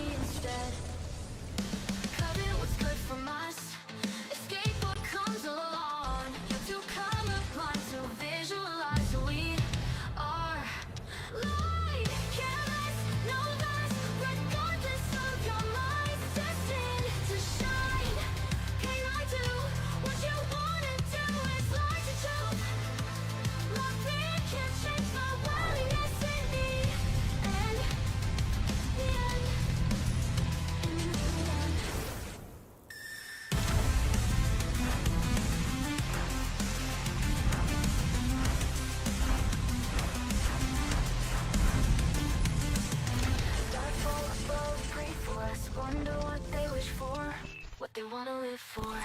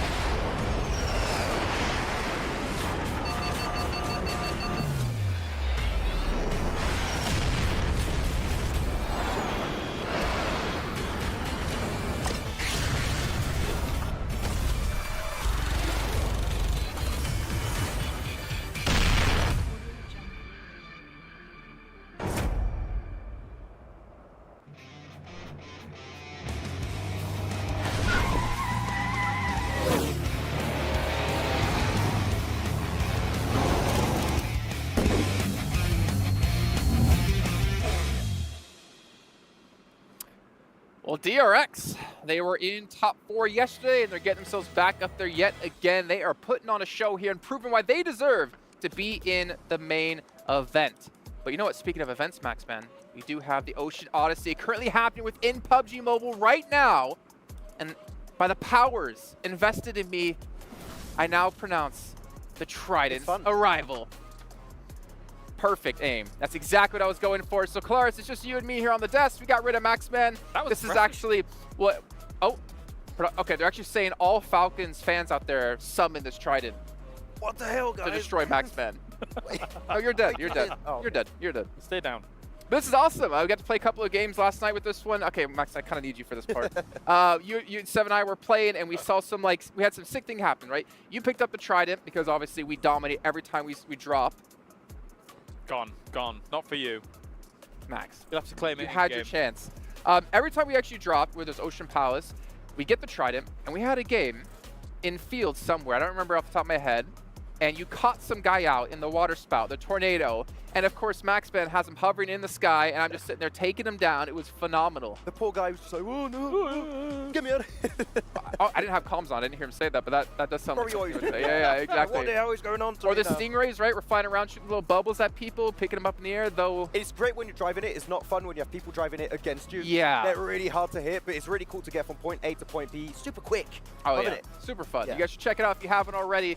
And maybe tonight, if you play, you'll run into us in a stack. Be nice. And you'll get destroyed by, hey guys, the MVP. Oh no. Or defeat Maxman, king of the bins. Hey, I got 13 elims in that game, by the way, so like, king of the elims too. Yeah, well, hey, that runs. Oh, I did, yeah. Yeah, well done. Nuts. He just doesn't even realize he just made a good like. I just did a thing. Yeah. Did a thing. But you also did a thing. DRX getting themselves a chicken dinner. I'm curious to see where it puts them in the overall leaderboards, but we're not going to get to that just yet. But a good finish out of them. And Claris, you're talking about position they had at the end, letting Inko fight it out as well, just kind of sitting back, waiting for their moment to shine. Don't get too aggressive. Don't get caught out here and confirm that win. Yeah, it did feel like DRX knew exactly what they were doing through a lot of this. I mean, splitting off 2-2, having the highest point of the South Pachinki Hill, and even sending the 2-2 up towards the field. Yeah. What felt like it was holding out, I think it was Brute Force that was coming in on that angle, and DRX seemed to be just like, okay, well, we know that this 2-2 is going to work. I mean, it has good coverage from each other in terms of positioning. Yeah. I was still really surprised they were able to regroup without losing a single player from that. Like, able to regroup from a 2-2 into a 4-man split, that was very, very surprising to me. But it worked out great, and then Guys, when they can reclaim that high ground spot, because subscribe IWNRX is being pincered between Inko and also DRX. Busy, yeah. Play the high ground position, you still have some utility to play around, you're going to get a very, very impressive win here. So good for DRX. I want to see if there's more consistency, right? Not just a really big win and then they fall off. I want to see more after that win. But this goes to exactly what we talked about in group stage, Claris, that DRX were kind of gifted some of these positions, and yet they still were like, would be overrun. They wouldn't be able to lock down the eliminations they were supposed to be able to get. They wouldn't be able to lock down the position in general. And as we saw yesterday and today, it seems like DRX has been able to fix that. When they have the advantage, they're making sure to win out those situations. Feels like at these kinds of lobbies, they're keen for a slower play style. And this 2-2 into the kind of eventual controlling of a high ground like that South Pachinki position is a slower play style. They're more than willing to just say, okay, we're happy to take the util battle towards the very end of the game. Inko did actually come very close to being able to actually knock them with some of the util, but it was all for naught. Nunes in particular, like he had some really good nades, and Very also quick. running around the buggy the entire time, just trying to get some good positions with 7 and get some info onto DRX. It didn't quite work out, though, as you have a few of the clips here. Talking about utility, Claris, shall we talk about Falcons? What the hell was going on there? I did wonder who was going to beat me to the punch. Okay. I have a personal issue. You had an issue with utility. I had the rotation one. So, so the utility usage, okay, so when Falcons actually goes out, and obviously we're still focusing on them very much so because they came in as a big favorite for the tournament, so it's understandable. When Falcons went down, even just between 2 players, Nozed and Icy, they had 11 frag grenades. Never mind all the other utility that was across the team. 11 frag grenades, and they were not throwing them over on the east side of this map. It's inexcusable. At this point, it's inexcusable. If you are under threat from being eliminated in the game, I mean, yes, they got 9 points in this game, but they could have a lot more if they'd have been a bit more aggressive with the utility and tried to keep themselves alive during it. I don't know what's going on with the team at this point. I do think that's the biggest issue with them this game. I had a bigger issue, like, a bigger issue when it comes to rotations. They were playing the warehouses next to the cliff, which is super strong position. Yeah. They enter into the circle, not even quite in the circle. They play outside the circle on the east, and they just let Mad Balls rock up in a way better position that was free out from the get-go in that position. So, I don't know. It's weird. It seems like they're not using utility. The rotations are a little bit wacky It's all from off. time to time. It's off. It is very off. I mean, I kind of want you, Claris, to even be blunt about it, like we were talking about off air. What did I say beyond that? I mean, they just don't seem like they're even trying. They don't really seem like they're caring too much. They're not playing like the Falcons that we've seen for the past 3 years, 2-3 years? Well, I mean, me and Max were musing, right? This is the weakest they have seen in many years. In terms of, it just doesn't seem like, again, they're using the utility properly. Doesn't seem like they're using the rotations properly. And, I mean, the numbers, from this. I mean, yeah, they get 5 elims, yeah, they get 4 placement points, but it's just still not really enough for a team that should be challenging for the championship. We keep stressing this. They're not making it top 4 with this kind of pacing, for sure. Not right now. And like we're saying that this is the worst they've looked, I think this is what they would have potentially looked like when they had that big roster change, right? Adding the Z, adding Icy. This team was doing good after that big roster change, right? And now it's just dwindled away. They're just not performing up to par. So literally, I would love to know what's happening internally, because it must be an absolute fiasco inside Yeah, there. what's going on in their minds? Because we've seen them in so many tournaments look so confident, look so strong, so powerful in the team fights, in the rotations, in utility usage, and none of it's clicking. Yeah, and it's really scary when you have teams waking up like IWNRX. You now have DRX that got himself some good games like this. Yeah. They are going to fall behind, and it's going to be tough to catch up when you have now 3 matches left. And the thing is, it's not a significantly weaker lobby than they were just playing in group stage. Well, technically it kind of is, right? Because 12 of the best teams moved up into the main event, and then they're playing against the bottom 12 teams with 4 survival stage teams. They should be playing better than they currently are, but unfortunately it's not to be so for now. But we do actually have, as I walk over and get my daily steps in, a check 3 steps with our new commentators. Yeah, that's actually the most walking I do in the day, is from there yeah. to there. We got Hot Jukes and John Allen, the red duo, coming in for the final 3 matches. Gentlemen, it's looking grim for a couple teams out there. That's right. We wore our red shirts for a reason, buddy. And that's because 3 games left, and we're going to see quite a few guys go home. And it's so surprising to see the squads that we still see at risk here. Yeah, absolutely. And obviously, the big story over the last 2 days has been the emergence of IWNRX, or rather, the resurgence, given their performance back in EMEA. They're looking too good right now. That's for sure. Let's go ahead and take it back to Jason in the Cube to talk some more. Speaking of looking too good, the Cube. The Cube is very ominous. Is this a cube? I mean, I feel like if you say we're in a cube, we're kind of like trapped, but we do have the ability to walk out of the cube. Have you seen the film The Cube? Yes. Good film. Anyway, pretty cool. Cool. It's very old. Good chat. Let's take a look at overalls, because this is what it's all about, right? We have 3 matches left to go. IWNRX, yeah, they're through. They've been able to make it. Falcons even getting 4th place in that last match, ended up in 8th place. TJB has fallen out of top 4. DRX has been able to get themselves into top 4 yet again. But this is like stupid. 7 points separates 4th from 8th. Like DRX are not safe whatsoever. Kagasaku, which we talked about as being, what was it, 90% instead of 99%, they're not looking safe anymore. Yeah, big drop off for them. D plus Kia happening for them this time around in the survival stage. I feel like it's going to be down to the last game here to see who's going to be outside of IWNRX, of course, who's going to make it in. Twisted Minds are looking good to also make into the top 4, but I think it's like 2 slots remaining now, really, for the main event here. It's so unreal close. Unreal close between these teams. Again, you know, we're being hypercritical of teams like Falcons because we just expect more of them. But, I mean, even for some of the teams that are just slightly shy of that 4th place spot, right? Like TJB, I feel like they should reasonably, from their PEL performances, be in that top 4, but not currently. We were talking about it a little bit during this game also, Kalaris, that IWNRX, they don't really care anymore. So, like, that point sponge, they just become an even bigger threat here. And that means the point barrier into the top 4 is going to get lowered and lowered, which makes it even closer to the last game to make it into that top 4 position. So they're a big threat for this lobby there this time around. Yeah, there's money on the line here in the survival stage, but it's like it's very small, the separation between 1, 2, 3, all the way down even, I would say, to 16th place. What everybody's fighting for is absolutely just be top 4 here and then get yourself into that main tournament, because obviously the prize pool at that point is ridiculous. Sizable. Yeah, and Miramar obviously will change some things around. We do have one more Erangel to go before we get into the Miramars, where we could see D+ come back up, since they're currently sitting in 5th place, but it is becoming very difficult for all these teams. I cannot imagine the pressure they're under. And Maxman, give me a quick hot take here. Oh, I'm saying Inka's going to win it. Seven's not here. He can do what he wants. What? Inka's going to do something. Wait, no, he returned. Actually, they have started speeding up their rotations, so there's a positive change there for Inko. I feel like something's going to happen here. He heard you say it. They got 3 matches left to do so, but in the meantime, we're going to head down to Genie, who has an interview for us. Hi guys, Genie here, joined with Twisted Minds. We just finished 2 of the matches here on the final day of the survival stage. You guys are getting so close to getting that chicken dinner. Throughout the rest of the day, what are you looking to change to be able to get those 10 points for the placements? Vocês estão chegando muito perto daquele chicken dinner. Através do dia, o que vocês estão pensando em fazer para conseguir isso? A gente vai manter o mesmo plano, sendo agressivo, se posicionando bem, e é isso. Uma hora vai sair. We're going to keep doing the same thing. We're going to maintain the plan. We're going to be aggressive. At some point, we're going to get it. I mean, you guys got it yesterday, and you're doing really well when it comes to the placement points as of now. Do you feel any pressure? Vocês foram muito bem ontem. Quando fala da pontuação de colocação, você sente alguma pressão? Não, não sinto pressão nenhuma, nem eu, nem meu time. Estamos tranquilos. Estamos só executando nosso plano.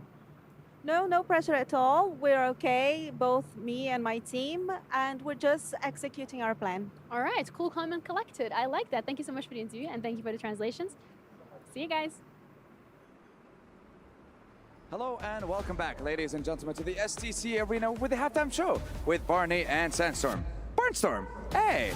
Well, we are halfway through our second day of the survival stage, and boy, it's been spicy. It has indeed, because we've opened up with a chicken dinner. I'd say the first one being the most important of the day in order to set your intentions for the rest of the final day of the survival stage, and that being Harami Bro. Next up after that, we had TJB Esports claiming the second, and the third claimed by DRX. However, it's not always about the chicken dinners, is it, Sandstorm? Who's been consistent today? Twisted Minds, they have had an incredible performance. You know, end of day one, they were, what, 14th place, 13th place? They wrapped up game 6 with a winner-winner chicken dinner. Started today, again, building on that momentum. A top 2, a top 3, getting a lot of eliminations. So, and right now, 70+ points, second place. Incredible from the Brazilian side. Yes, that is true, and it goes without saying that every single player that's here that's competing puts their everything into this esport, much like the documentary piece that we saw earlier with Top from Falcons Esports. Absolutely unbelievable. And if you want to see that entire piece, just head over to PUBG Mobile Esports YouTube channel to check out the whole video. It truly is amazing. But for now, we've got 3 more maps to go today. It's going to be absolutely unbelievable. So we're going to throw over to our casters so that they can go into our final Erangel of the survival stage. I'm not too sure about Barnstorm. I think we're going to go with Sandy instead. Sandy! I feel like that's a better amalgamation of the two. We are, of course, the arbiters of the portmanteau here on the caster desk, but we're also going to be the arbiters of getting into this next game. That's right. We're not starting it just yet. Just a few more moments, and we'll be right with you. Oh, baby. All right, guys. So here we go. The second half of today. We've now reached the final quarter of the survival stage. This is what it's all about. It's definitely going to start to heat up. And with dual gaming chipsets and the 144Hz AMOLED screen, the GT20 Pro will equip teams with up to 120 FPS, which is also the first batch of supported devices, offering esports level performance and visually stunning experiences in the 2024 PMWC. Playing path on our screens now for the final Erangel of the survival stages. It is all to play for. We're going from Milk to Power over towards Georgia Pole. Clean playing path for this one right here. And just to remind folks who could have just possibly tuned in right here, right now, there are only 4 slots available on over to the main stage. A solid prize pool is here in this survival stage, but an even bigger one is coming up the day after tomorrow. So these teams are doing everything they can to get one of those 4 golden tickets to that main stage. And let's be real, John, it's still possible for any team to still make it. It is, right? Yeah. And in order for it to happen, and I'm talking about even the 16th place team, you know, Rook, which has currently 29 points. Right now, the cutoff is going to be DRX with 62. That is going to be a 33-point differential, right? Yeah. If we're going to see a cross like that happen, we would need to see double-digit elimination chicken dinners for all 3 matches coming up. Definitely big games necessary, and we've seen Team Spirit, for instance, denied a big enough game. I can't believe that one. On their attempt. Oh dear, Pandem might be getting into trouble with the best team in the game right now, IWNRX, and they've managed to get the inside track. The Micro Uzis, the Nox coming through with the knives. Shank. IWNRX not out of the woods just yet, and another one is found. They're slicing straight through. Pandem are carving themselves up a turkey. Slice and dice, baby. Frozen's hiding for everything he's got right now. Are you kidding me? And this is what I kind of talked about yesterday. When you do so well. He's hiding. Do they know? Do they even know? I don't think they do. Ooh, could get dangerous. He found M16. One good shot will do it right here. Is he going to be able to get that knock? He doesn't. But this is what I was talking about, right? When you do so well, you can do whatever you want in this lobby. You could hot drop certain squads. You could take risks, right? You could, if you don't feel you're fully prepared on certain strategies come finals time, use these next 3 games, right, to utilize it. Because let's be real, you know, IWNRX have already done so well. They're going to the finals, right? So at this point, there's pretty much, unless we see something crazy in the next 2 matches, we'd have to see that from multiple squads to see IWNRX get knocked out. But at this point, they have pretty much sealed their ticket, and now there's pretty much only 3 other slots remaining. And that's what you're talking about, right? Is that differential from 4th to 16th is 33 points. You know what's more than 33 points? 4th place to 1st place right now. That is currently sat at 37 points. That is a big, big jump up. That is going to be really difficult for, well, not only that team in 4th place to jump up, but for everybody else around them to also have to jump up on over. That's correct. More shots. Oh, yeah, Frozen just say, you know what, why not? Let me get down from here and do that. And you can do that. You literally can do that when you're on the top of the leaderboard. So yeah, to see NRX go down, we would have to see 4 teams do that. And that's not going to happen, right? That was, this, by the way, I think is the hot drop that took out Team Spirit. That's right. In day 1, right? So IWNRX also finding out that Pandem, so for some reason, just really good at that one building, you know? If you go in that building with Pandem, you're not coming out most likely. And Pandem really needed those eliminations, right? So Pandem currently in 11th place are going to start off strong here. So if we want to see a team like Pandem, you know, cross into that top 4, again, double-digit elimination chicken dinner right here, right now is needed. And this is what is going to make it so much more difficult as this tournament goes on. There's 2 more matches after this. And once we get to that last match, I'm telling you, teams, we know for a fact they're mathematically not going to make it, right? IWNRX are going to be solid. So there's too many factors there to think you're going to play a regular game of PUBG Mobile towards the end. So if you desperately need those points, I think it's do or die right here, right now, especially in Erangel, right? And they were certainly able to do it. This is a crazy fight for them to be able to win. Against the weapons as well. Remember that IWNRX actually got inside first, right? They picked up the micro Uzi. I think they got a pistol or 2, but the knives just came out, and Pandem were like, well, we better do something. And they made it. They took their destiny into their own hands there. I love to see it. They add up 3 points on their tally, which puts them up at now 42, and a 1 step closer towards that bubble. Oh, they say don't bring a knife to a gunfight, but don't bring an IWX to a Pandem fight. That's right. That is right. Take it to the bank right there. So a good position for Team Pandem to be in right now. Now the zone does go on over to the west side of the map. So we have Chopsticks in play, Hospital, North George. Moneymakers are going to get a good circle right here for their final Erangel. And they're all the way down at 14th, so they need every advantage they can get. I'm looking at Team Spirit. Team Spirit is currently near Quarry right now, so they're trying to center up the best they possibly can. Yeah, trying to get a little bit more central here, just to the south of those Gatka fields, near that Quarry sort of area. We'll be trying to make this one work, but Besiktas are getting taken down, and that point's going to go over to TJB. Just the 1 player goes down, but this is around Everest, right? And on the northern side of this circle, it is, again, a really important position on this side. Just looking for the match. It will be easier to descend from this position if you can get rid of those players around your area. And that's what they were doing, opening up a point onto Besiktas. Yeah, you know, I want to see different play styles right here, John, from pretty much every single one of these teams, because they got to know that if we want to make it on into the finals, we want to stay a little bit longer here in the beautiful Riyadh, Saudi Arabia, they need to do something special at this point. So I want to see very, very calculated rotations, aggressive play styles, because let's be real, a lot of these teams, they're not going to be able to do it with just placements anymore. Like, they need crazy elimination. So it's about time we see all these teams turn on that full-fledged aggression switch. Absolutely. And the fact that IWNRX have managed to sponge away so many points does give them that opportunity, because they are sat, you know, clear 29 points ahead of the next closest competitor. They've actually taken quite a lot from the rest of the lobby, which means that it's much more volatile. And that's why we're seeing the fact that Rook Esports could still technically make their way in.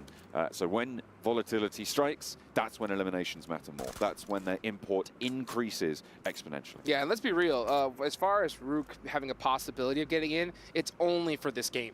right? If they don't do a double-digit elimination chicken dinner right here, right now, they're done. Same for Inco, right? True. Same for Inco. And to be honest, anyone from Team Spirit down in those 13th through 16th places, I agree with that. They just can't do it unless you also have all of the teams around the bubble also going down early, right? Then with 2 matches, I mean, obviously we've seen, I think the highest eliminations we've seen so far was 20 back in the group stages. So a 30-point game is possible. It's just highly, highly unlikely. It's very rare that it ever happens. Yeah, and it's really hard to happen, especially when you got your tournament life on the line. So many of these teams, tournament lives on the line. I honestly, I can't wait to see some keys get crushed. I'm not gonna lie. I don't want to.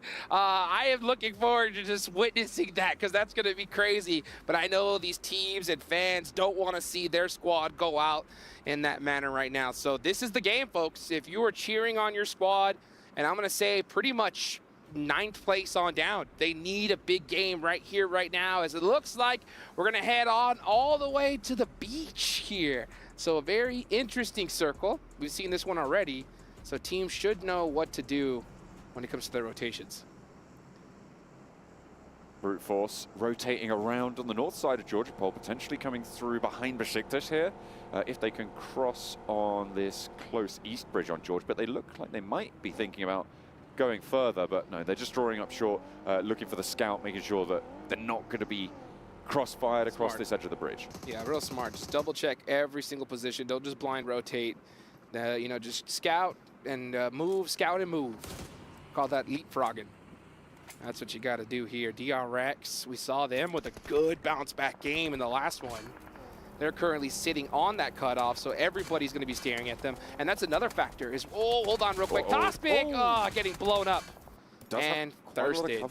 No, he's just going to go down. Yeah, he was open to the field to the back. That hurts. That's tough for Besiktas. That's 2 players down in one of the most critical games for you. Honestly, it's already looking like nail in the coffin for them. It's so difficult. I mean, for each of these teams, there is so much hope, but it's just every time that someone goes down, obviously, except for IWNRX, it's just a massive hit. Because of the short style of this stage of the tournament, 12 matches only, it does get hairy. Nomi, potentially, going to be given a shave here as well, but the magazine empties and only 1 bullet connects. And Team Spirit will be able to stay as 4 for now. Currently, they're split, I believe, 3-1, with Kitsune all the way further out east on the south edge of this circle. Yeah, yeah, this is a real common position right here. This Wizard Tower is a very, very strong chokehold. You're going to get vision on pretty much anybody rotating on this side of the map. So they're very happy to just stay in that position for now, but it's going to be really up to Effect to hold down that Wizard Tower in case they get crashed on. Well, let's see what ends up happening. It looks like Kitsune is going to try to be able to make it to his squad. And at the same time, John, I mean, even Twisted Minds are not safe right now. No, I mean, there's a lot of open ground around, certainly the northern point of Twisted Minds, a lot of fields there near that sort of swamp town area, just on the south edge of it as well for the rest of them. It's going to be quite an interesting hold on their western side, because a lot of teams on the south are close together. Because where Brute Force sit, it's not unlikely that teams start to skirt around on this western edge and try and push in towards that Gaka Radio area where they're currently looking to hold on the south side. Yeah, speaking of the south side right now, we're seeing a lot of congestion. Let's see where the zone goes, though, because you can see Team Falcons are looking to possibly get into an engagement here, but the zone goes north, so they either need to fight it out. They are challenging Team Spirit for this Wizard Tower top. Oh, with the double knock, can't get the last player.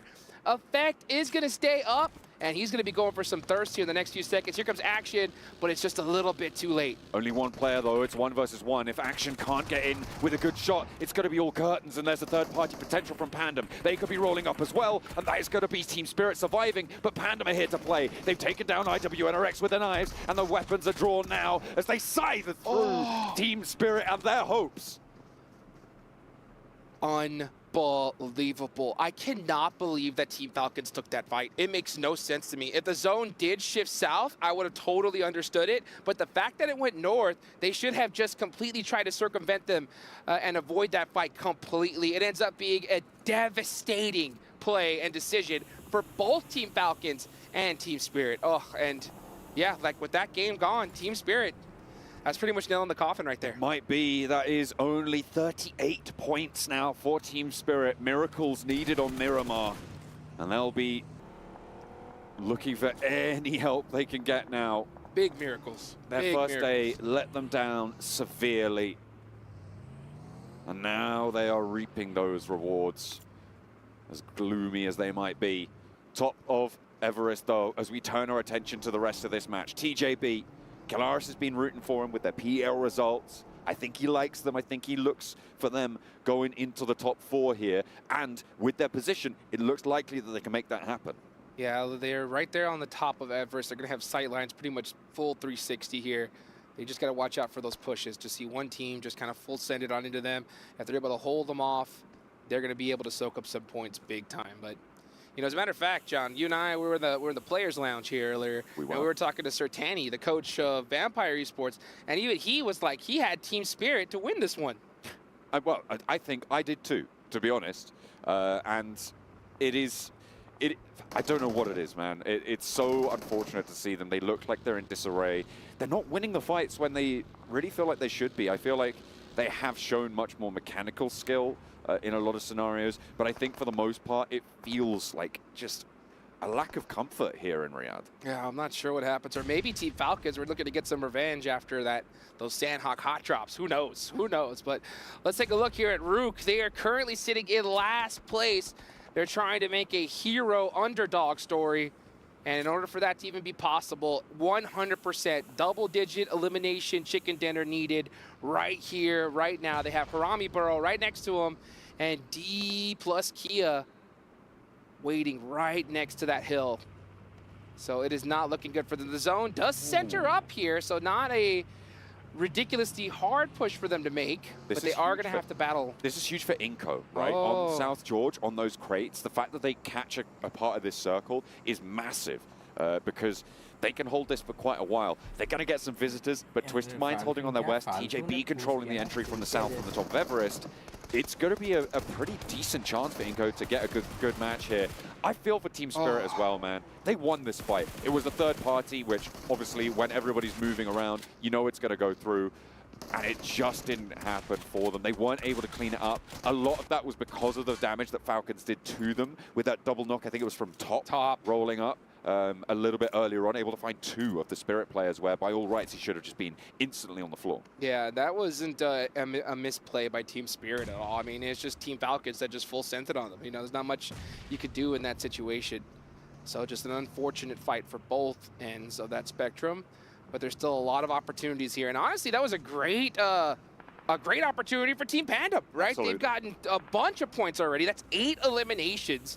We talked about double-digit elimination chicken dinners available. They've already got half of that pretty much already done so far. Yeah, but the other side of the coin is needed to get that chicken dinner. And That's right now, true. Pandem are in a pretty sticky spot right now. South side, not even skirting around Everest at this stage. They're going to have to push past Mad Bulls or flow out to that western side across some open fields. It's so hard for them. Rook trying to hold it together as Harami Bro trying to make sure that they come apart at the seams. Does not have the healing, and they are out in the blue. Rook lose a player.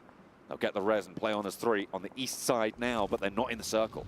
That could be their chance at the finals too, to be honest. I mean, they need a massive game right here, right now, and for the next 2 games, if we want to see them even have a shot of making it into the finals. So as 3 players, they're going to have to go crazy here if they want to extend their tournament life.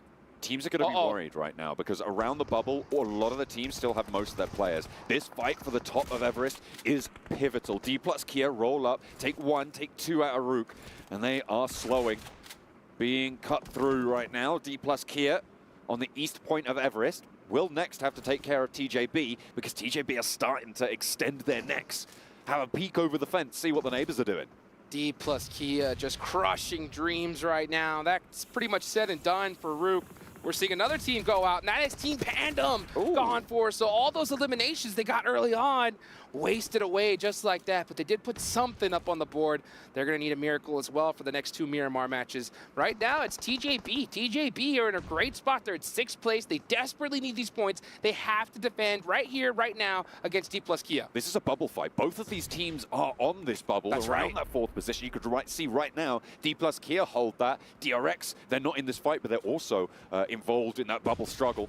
As D+ Kia continue to push in from the eastern side. Next circle soon to close on them, but with 4 players alive, it looks like they're reluctant to go for the summit. They're not going to put those climbing shoes on, scramble up those rocks towards TJB when they know that nades roll downhill. Yeah, and that's so smart, too. They don't want to take that fight just a little too early because it risks them getting third party, especially with the zone shift that could be coming any second now. So let's see where that zone decides to go, and it lands perfectly on them. So very big up on both these teams to have that discipline to say, hey, you guys don't even worry about it. And I think that smoke right there could even be a little bit of a white flag to say, hey, you guys stay there, we'll stay right here and fight each other later on to see who wins this thing. D+ Kia's position certainly smoked out quite a lot, but that's a nade over the top. Doesn't quite connect with the damage. K's taking damage. I think that might be for an off angle. Could even be coming from Inko. This is dangerous play. On the north side, another nade from high ground. Longs gets the knock. That's from the shots as well. And now you can see instantly pin pulled on 2. They want this confirm. Nolbu's there as well. He's going to divert, move away from this, and then he's going to look for the res, but his teammate is just burning away. The Molotov's putting the pressure on, and that is how you put them between a rock and a hard place. D+ Kia being bled dry by TJB. TJB saying, you know what? Now, especially that we know it's D+ Kia, we have to take them out. They're right above us on the leaderboards. No waving the white flag at all. We got to take them out right here, right now. We need every elimination we could get. So they are starting this off so strong, but they got to work together. They have to commit to this fight very soon, and it's very fortunate. Nobody is headed their way right now. North side, Twisted Minds moving in towards Crates, actually trying to backfill on Inko. There's a big rotation going on the north edge, and all the while TJB are choking out D+ Kia as they push on in, get the first knock on the opener, and will look to continue that pace. Only 1 player for D+. And meanwhile, over on the north side, 1 knock over towards Twisted Minds. Inko, still with all 4 players alive, have regrouped now outside of the Crates, and they're fleeing towards the foothills of Everest. And here comes the Mad Bulls. Now we're starting to see that third party ring out. Let's see what happens. Inko Gaming gonna have to do a defense against Twisted Minds. That'll help buy him some time. But it looks like on the other end of the spectrum, Moneymakers are getting into it with CAG Osaka. Still quite a few big squads in this game. DRX. DRX need this game so bad. They're in 6th place. They've really tried to make something happen here on the last day. Nades are starting to ring out. They look good. Oh, that was way too close. It's getting really dicey now for the teams on the west point. DRX, not having taken a knock, gives them a really big advantage here. CAG Osaka now anchored to their position. They can't really push too far up, and that nade is perfectly placed. Picking up points. Moneymakers take a few. DRX share it with them. 2 eliminations for DRX. They're chasing TJB 7 right now, and they're pushing up from the west. With Moneymakers beneath them in their shadow, they're going to have to worry about the north as well on their ascent. Oh, devastating loss for CAG Osaka. They were in 3rd place right now, and they're going to get passed up here with how well a lot of these teams are right below them. Brute Force are still in the mix, trying to make something happen at 7th place. Their final player just desperately trying to keep his tournament hopes alive. And nice shots there. That's going to get a knock, but that nade will shut him down. Moneymakers, 14th place. Now starting to make some noise. Twisted Minds from the Crates position. They finally found a player from Inko. They stayed up as 4. They backfilled earlier into the Crates position and pushed Inko away. You could see that where they've retreated to now, the foothills of Everest, but 7 is still on an off angle there on the north side. You can see him in the building. They're going to be waiting for the break for Twisted Minds, try and hold that one off, because with the circle, it's shifting to a mountain finish. Oh, yes, it is. It looks like we're going to finish it up. Oh, north on Everest, but Moneymakers are going to make it difficult on Inko. They wanted to focus 100% on Twisted Minds, but their backs are not safe as Moneymakers need every elimination they can get, and they know it. Let's see how they decide to play it out, because if you're the Moneymakers right now, knowing where you're at, you need to just push everything. Like, literally, you cannot just play this game regular. You need to push everybody and get every elimination in this lobby.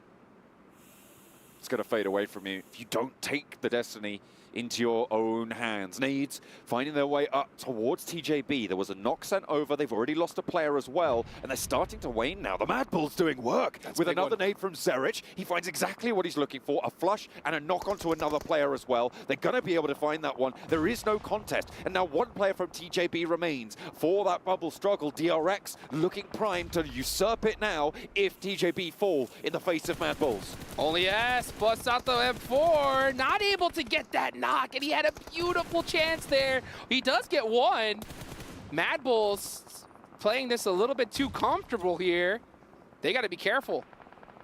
Only S is starting to look angry. Oh, but that's Twisted Minds. That's 2 players for Only S. Is he going to be able to wipe Mad Bulls all by himself? Mad Bull starting to struggle now in the scrap. The nade's high. It's a burst in the air. It tags on a bit of damage to Zerich, and in comes the push. The DBS, both ways. The shells are going to ring out now, and Zerich can't connect, but neither can Only S. Finally, he finds it, and a 1 versus 3 for TJB. Around the bubble, they put 2 digits on the board, and 10 eliminations is the mark to be made. But with only 1 player left standing, DRX now have a chance. They need to take him down now or risk losing that race.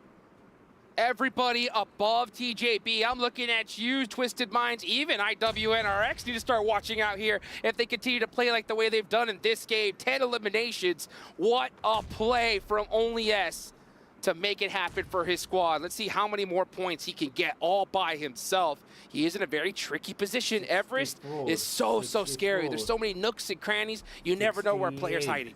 Oh, you never know what's going to cause you to trip up. I think Bishke just took a fall, took a tumble, and actually knocked himself there. And another knock over towards the Moneymakers. They have 4 players alive. Inco are taking casualties in the meantime. Bishke has got a player repositioning for him, but DRX not going to let TJB go without a fight. 5 teams remaining. Placement points start to rack up fast now. If you can get rid of another team, you'll add that point to your tally as well. DRX right across the ridgeline. Icy, close range, looking to get the fight in. Goes for 1, 2 shots, connect, but not the third, and can't get the knock. TJB finally fall. Oh, TJB done for there. But right now, my eyes are on Moneymakers because Moneymakers know that they need every elimination in the lobby and have to win this game. So you can see them, they're actually splitting among too many different squads. Icy Boss all up top goes down. That's a critical angle loss for them. Now they're going to have to play with the 2 they have downhill. DRX with 4. They're looking to get back at TJB. They're not too far behind now with the placement points that they've already earned. It's going to be pretty level, and CRG Osaka might be at risk at this stage. It is really dangerous to be around that bubble, but it's even worse, like you say, for the Moneymakers. Desperation's going to start to set in from the north side with the circle shifting away. D plus Kia as well. 1 player remaining. Spray down, and then they bet they can't get a knock. So 2 players remain for Moneymakers. 9 eliminations so far. I think they did a little bit of a misplay there, just trying to focus on too many squads. Oh, Chips by himself. 1 nade will do it. DRX is very piled up here. Certainly are. They're getting these reses as well. Moneymakers are going to have to push up the hill. Chips is going to be worried about that. Do you take your attention, turn it towards the Moneymakers downhill or to DRX? I mean, it's a difficult decision to make as the res comes through. DRX just going to bide their time. They're not getting too aggressive with it. They want to play securely. Yeah, DRX are playing this very safely. They're in a position that they can easily pass up so many teams, so they have no reason to go crazy. Unlike, you know, Moneymakers, where we should have seen them just full non-stop push, but they backed off just a little bit, and that was enough to lose a couple critical players. And now they have just 2 players left. They gotta win this one if we want to see them even have a close to a shot of making it to top 4. So it's DRX playing a little bit split. Wondering about the nades right now. You can see no nades in the backpack right now for this player, but 11 for Koa. Okay, they know what they need to do then. They know that they need to target these players, flush them out with the nades. I'm going to say it right here. Koa and Biscuit, they have to win this game. If Moneymakers don't win this game right here, right now, I'm going to say it. It's nail in the coffin for them. They're not going to the finals. How many nails are we putting in coffins on this match? I have no idea. I brought a red shirt for a reason. Oh, yeah. It is getting brutal. DRX still just holding. I mean, they've got dead center circle right now. They don't need to push out. It is impetus on the other 2 teams. Absolutely. So DRX, they're in the position to win here. They're just going to be sitting up here waiting for everybody else to come to them. And Moneymakers, even Chips from D plus Kia, are going to have to do just that. Let's see how they decide to do it. We're looking at a nice little 3-1 split here. I like this. I like Soez on this really hard off angle. The blue is right to his back, so he knows he doesn't have to turn around at all. That's going to make it very difficult. They know where Moneymakers is at right now. So, yeah, we're going to have to see a crazy shot from these two players here. Smokes are starting to bloom, and Soez moving That's back a in. bad smoke. To the rest of the team. I mean, that removes that off angle that you were talking about. That might allow the Moneymakers in a little bit closer to maybe have a chance here. If Chips pops a nade in at the right time, things can crumble. But still, DRX keeping it under control. It feels like they definitely know what's going on here. 2 nades, and they're looking to start to cook them up now. That's going to go maybe right on target. Just a little bit short, but that's going to flush the Moneymakers players out. They try and flow to the side. Koa, can he get across to the headland? I think there might be just enough cover here. Chips isn't going to peek it, but I don't know if BGK is going to be as lucky. So it's all up to Koa now. BGK goes down. Yeah, it's all up to Koa. DRX have this locked down. There's no way they lose this at this point. They're playing it so careful. They have the high ground. And they are not going to make any mistakes. I got a little bit worried when I saw that smoke bloom. I was like, if they're going to smoke themselves out, that could definitely lose them the game real quickly because they won't have any sight lines at all, allow these players to push up on them. But no, they are playing it well here. Now they know where Chips is. Great shots. Chips going to run into the blue zone to deny the point. And honestly, that's the right play. Yeah, moving out of there. That's going to leave just Koa for Moneymakers. 9 eliminations and a second place is still a good result for them, right? But it's even better for DRX. They've managed to rack up some points and look to book another ticket, probably the second ticket, in towards those finals. But it's still not done for them. There's a lot of teams ready to take that from them in the next 2 matches. They just need to finish this one out. That nade looks good. And over the top they go. DRX able to win out a chicken dinner, and the battle for the bubble rages on. A massive win for DRX right then and there. Clutching it up, very calculated. That's how they needed to win it. They just need to put up some solid eliminations and win the game. Everybody else in the lobby, we needed to see a crazy game from them. All we needed to do was see a solid one from DRX, and that's exactly what they delivered. They put that one up there. TJB as well, getting a lot of points from this. And even though DRX now, I believe, should be up in second based on that performance, have to double check on the scores exactly, they're not safe. They're not fully safe just yet. They are no IWNRX at this stage, right? It is still very much all to play for those 3 teams that are going to be joining IWNRX. Obviously, still technically not confirmed, but very, very likely that that's going to be the case. It is so interesting to see it come down to the final 2 matches. Yeah, I mean, I honestly have no clue who the other 3 tickets are going to go to. I think IWNRX obviously haven't sold at this point. But man, Moneymakers, you can see them trying to make something happen, a little bit of magic going. But I think they stopped that aggression just a little too early on. We needed to see them soak up a lot more points than what they delivered on. Absolutely, it is unfortunate, and we are going to start to see teams not really having a chance at this stage. Given that the bubble team performed very well here, that gap is going to start to yawn. It is going to be unbreachable for the next 2 matches. One or 2 times, they are going to have to put another performance up on the board, and you can see that elation that they've been given that opportunity now. Yeah. Oh, man, that is absolute craziness right there. We see IWNRX with the hot drop. We see so many squads in contention to make it into the top 4, perform so well. 2 more matches left to go, guys. Don't go anywhere. We're going to be right back.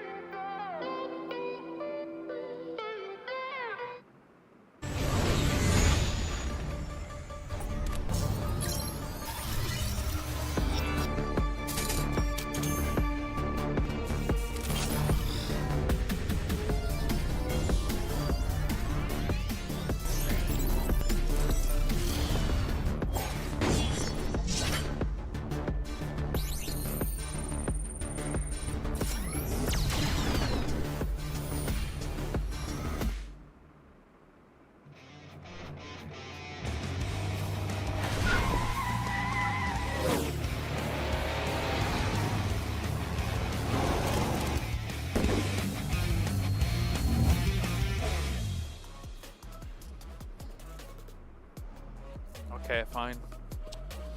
Gotta have some leg movement in it, Kalaris. This isn't all just bicep movement, okay? Man. DRX, man, they're dancing their way here into the main event. Another chicken dinner for them as they do it back-to-back. This team is starting to look unstoppable.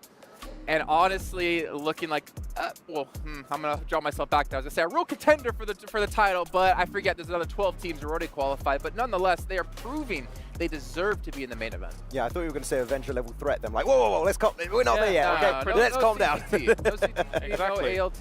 Nah, I mean, there's a lot to break down about this game. Me and Kalaris were going back and forth about how you want to play these Everest positions.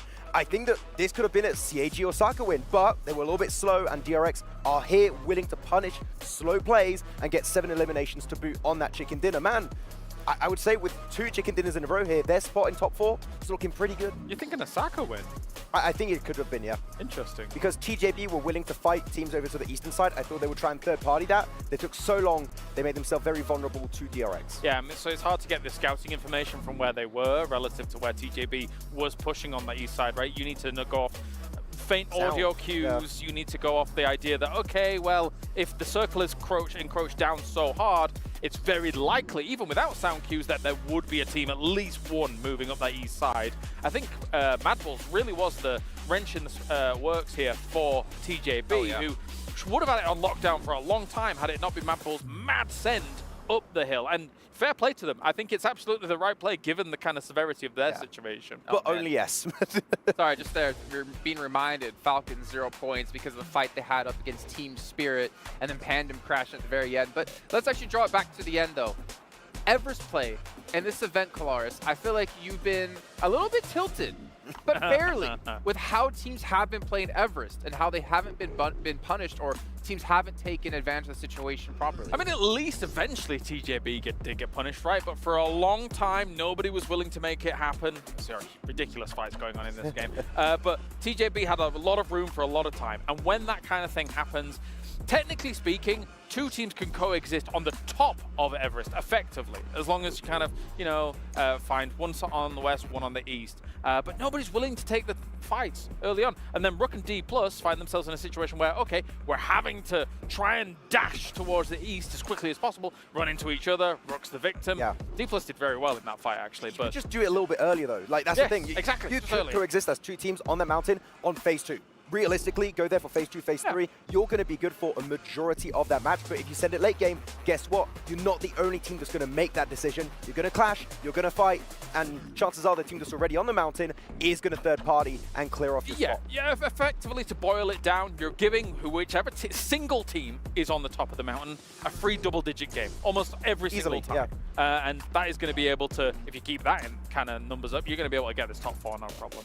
We're taking a look here at DRX up against Kagasaka in that last game, and the reason we want to take a look at this is because Kagasaka had every opportunity to basically do what DRX could have or did do if they pushed up the mountain earlier on. They got overwhelmed. DRX just eliminated Kagasaka and then obviously took it into a victory themselves. The push itself of DRX going on to CAG Osaka was also very funny to me because CAG Osaka had a ton of utility. I think they had like maybe 5-10 nades all together, and they just go down in their little dip, just get naded to hell by DRX because they're just not willing to take the fight. And then DRX, guess what? They clear that space, get extra loot of CAG Osaka. They have all of the tools they need to go uphill, take the fight onto the remaining teams and win the game. So I think CAG Osaka were too complacent this match when they could have actually maybe not get the win, but at least get a solid top 3. Yeah, I think you're right. I think DRX is just more...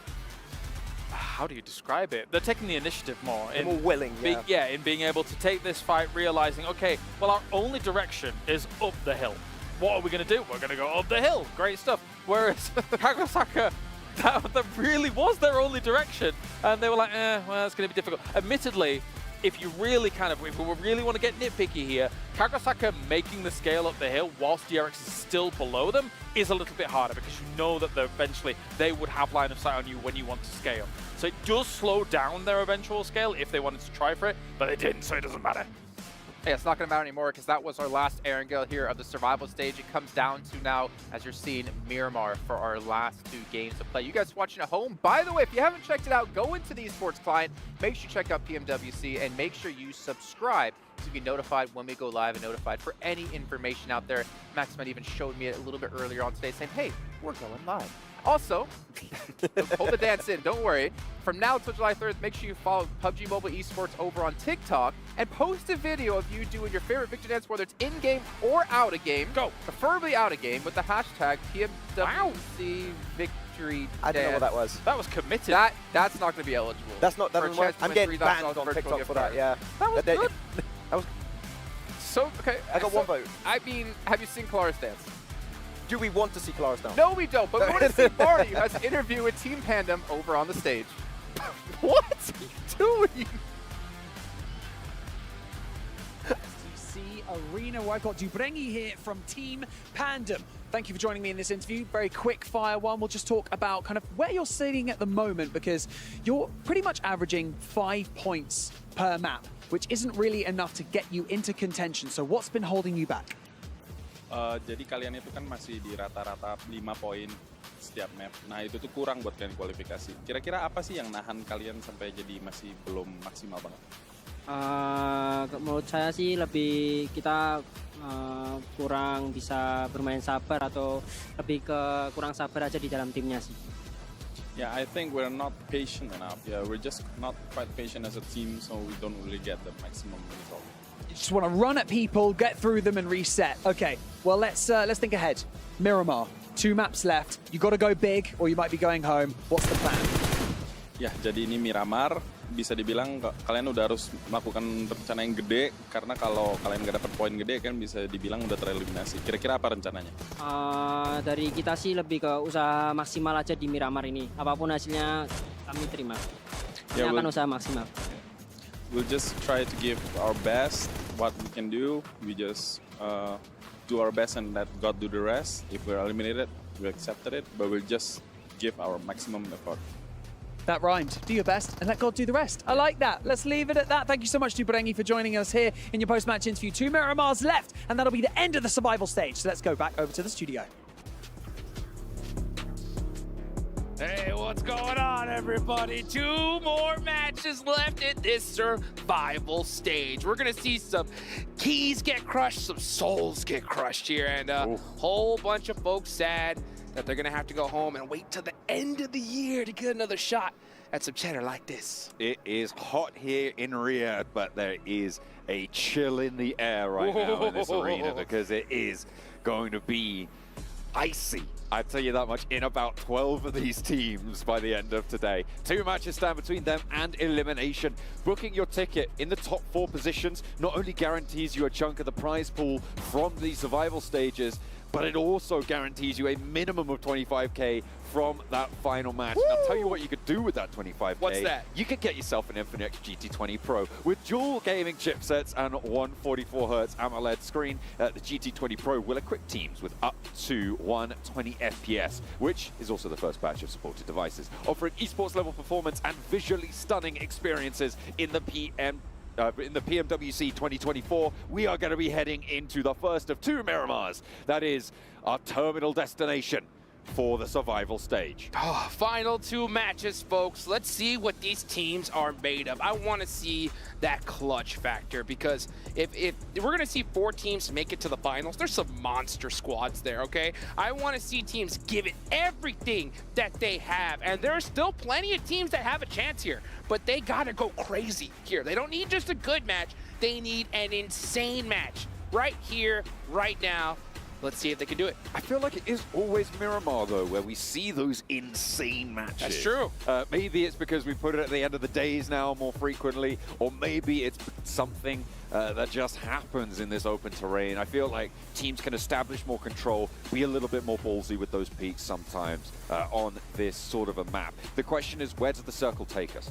Because it can completely change the dynamics, as it can with every map. I feel like that's kind of North a circle! But we're going up north this time around. That puts a lot of treachery around the area between Minas Generalis and San Martin. Junkyard, Hacienda, in that sort of death triangle there. That's always a difficult place to rotate. It looks like IWNRX have already taken a knock there. Yeah, but this is a beautiful, beautiful zone. So many of these squads would prefer a northern Miramar zone as opposed to the south, because the terrain isn't as treacherous as it is down south, so it's a little bit easier to rotate on, but there's a lot of open areas here. So I think we're going to see some teams try to get on the road a little bit sooner than later and try to secure some of those central positions, because that they need it. They really, really, really do. And honestly, I wouldn't even mind seeing a little bit of edge play from certain squads.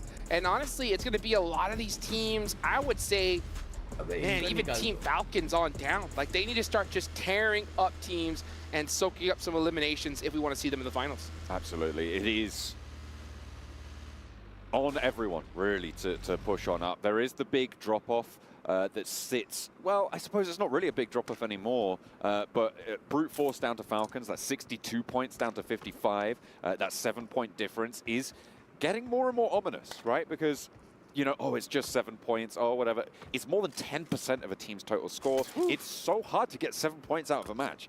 Unless you're given one of those central positions, unless you're able to fight through pretty crazily, it doesn't happen that often. I mean, you're looking at a pretty unlikely turn of events to be able to not only get those points, but also for the teams ahead of you not to get those points. It is a lot tougher than it looks to mount those tables.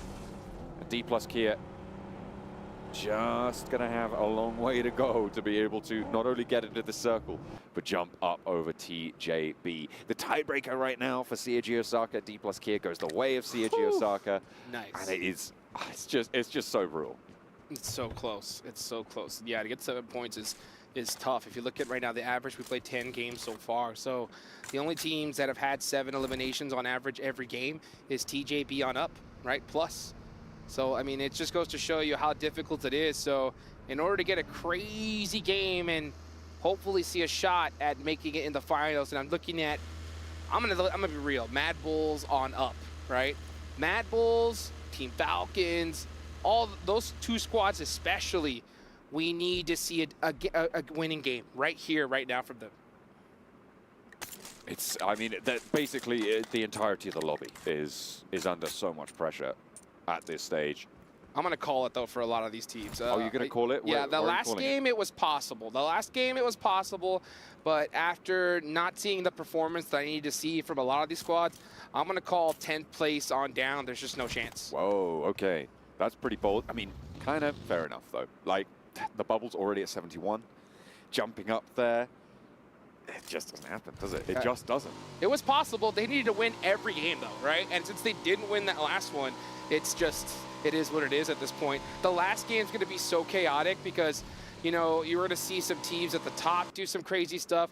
All these teams at the bottom are going to know that they have absolutely no chance. So some of these guys are really bummed out. They just start pushing some teams kind of, you know, recklessly. And or even sometimes we see some bottom teams go crazy because now there's no more pressure on them. So, yeah, the last game of the day, guys, you definitely want to make sure you're tuned in because it's going to be absolute chaos.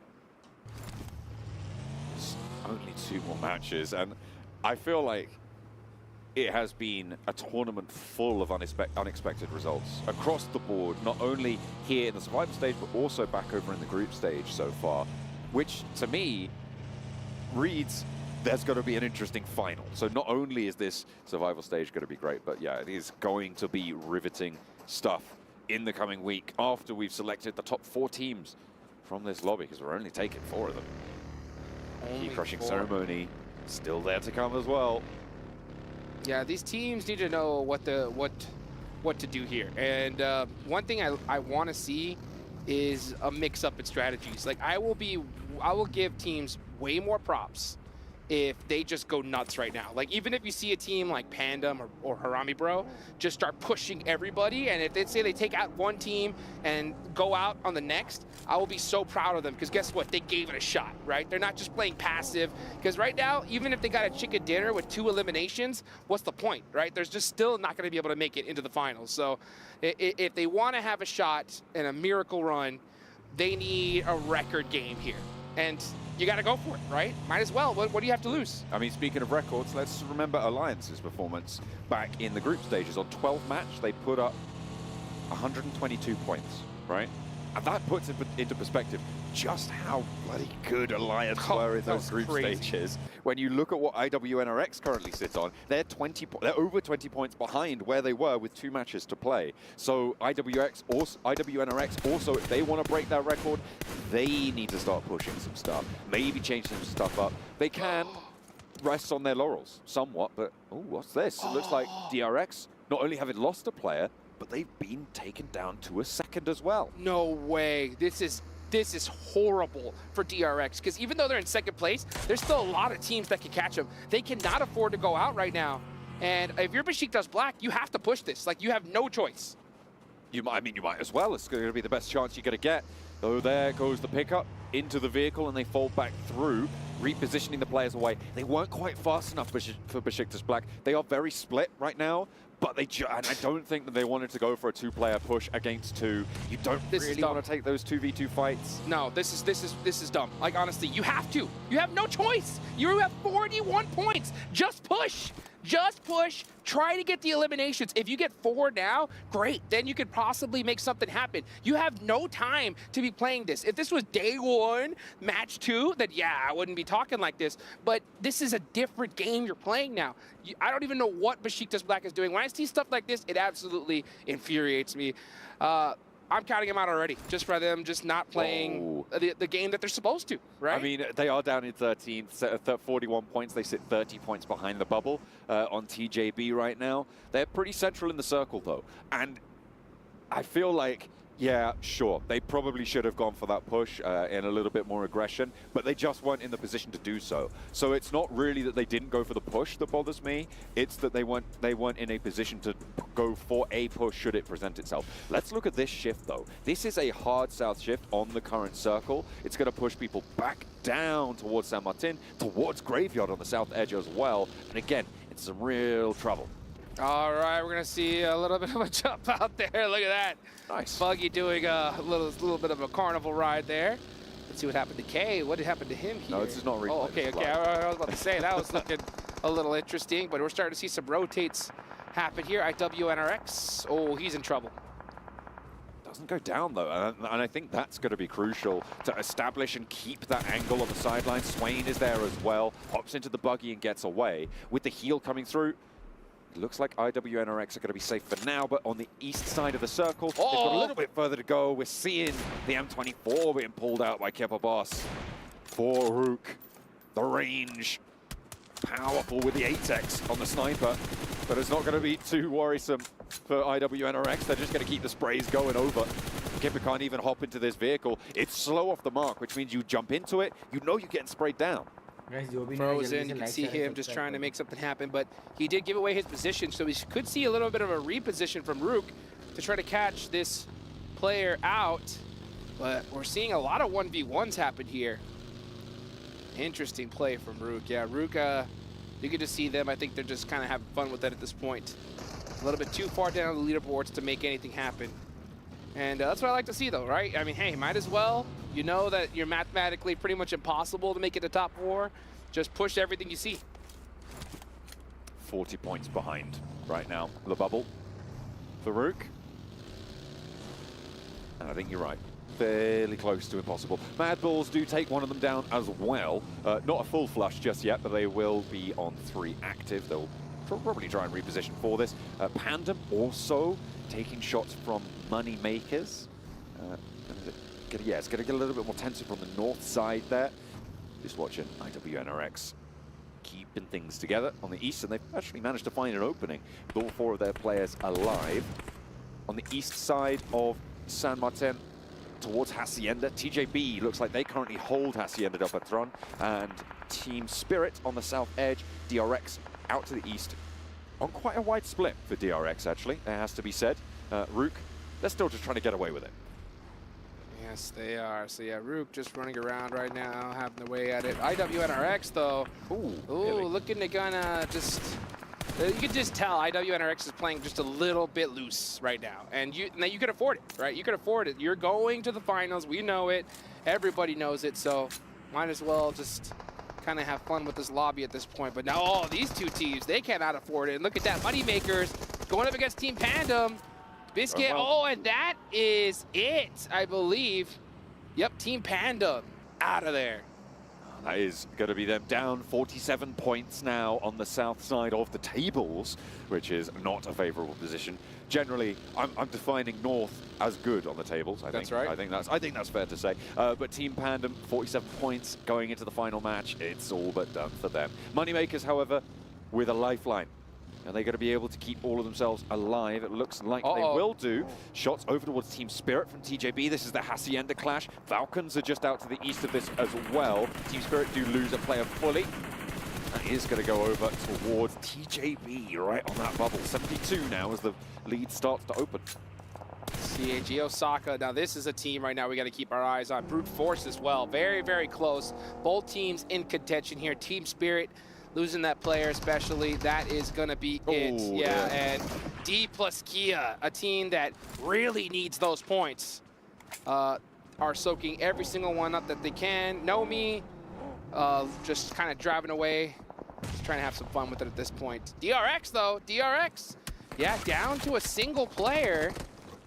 Let's see what he can do, and that is it. He is done for. So that's a big door open for a lot of teams. 80 points is where DRX will finish now in second place. Twisted Minds, 7 points behind. TJB, 8 points behind. D plus Kia, 9 points behind. You're right. There are a lot of teams that can push up on over, and you can see on the leaderboards right now, they are close to being able to do so. At the moment, TJB with Hacienda control. Where are we looking at Twisted Minds? They're out on the east side, and actually with the most danger afoot, with Mad Bulls close by to them. On the north side with Besiktas over to the west edge. You've also got D plus Kia, who we saw take down Team Spirit, well, the majority of Team Spirit on that south side. Playing on us 4 with some decent hopes at jumping on in. So DRX not safe by any stretch of the imagination, despite their blinder of a day. That's for sure. By the way, I got to give massive congratulations to IWNRX for breaking the 3-digit mark. The only team to do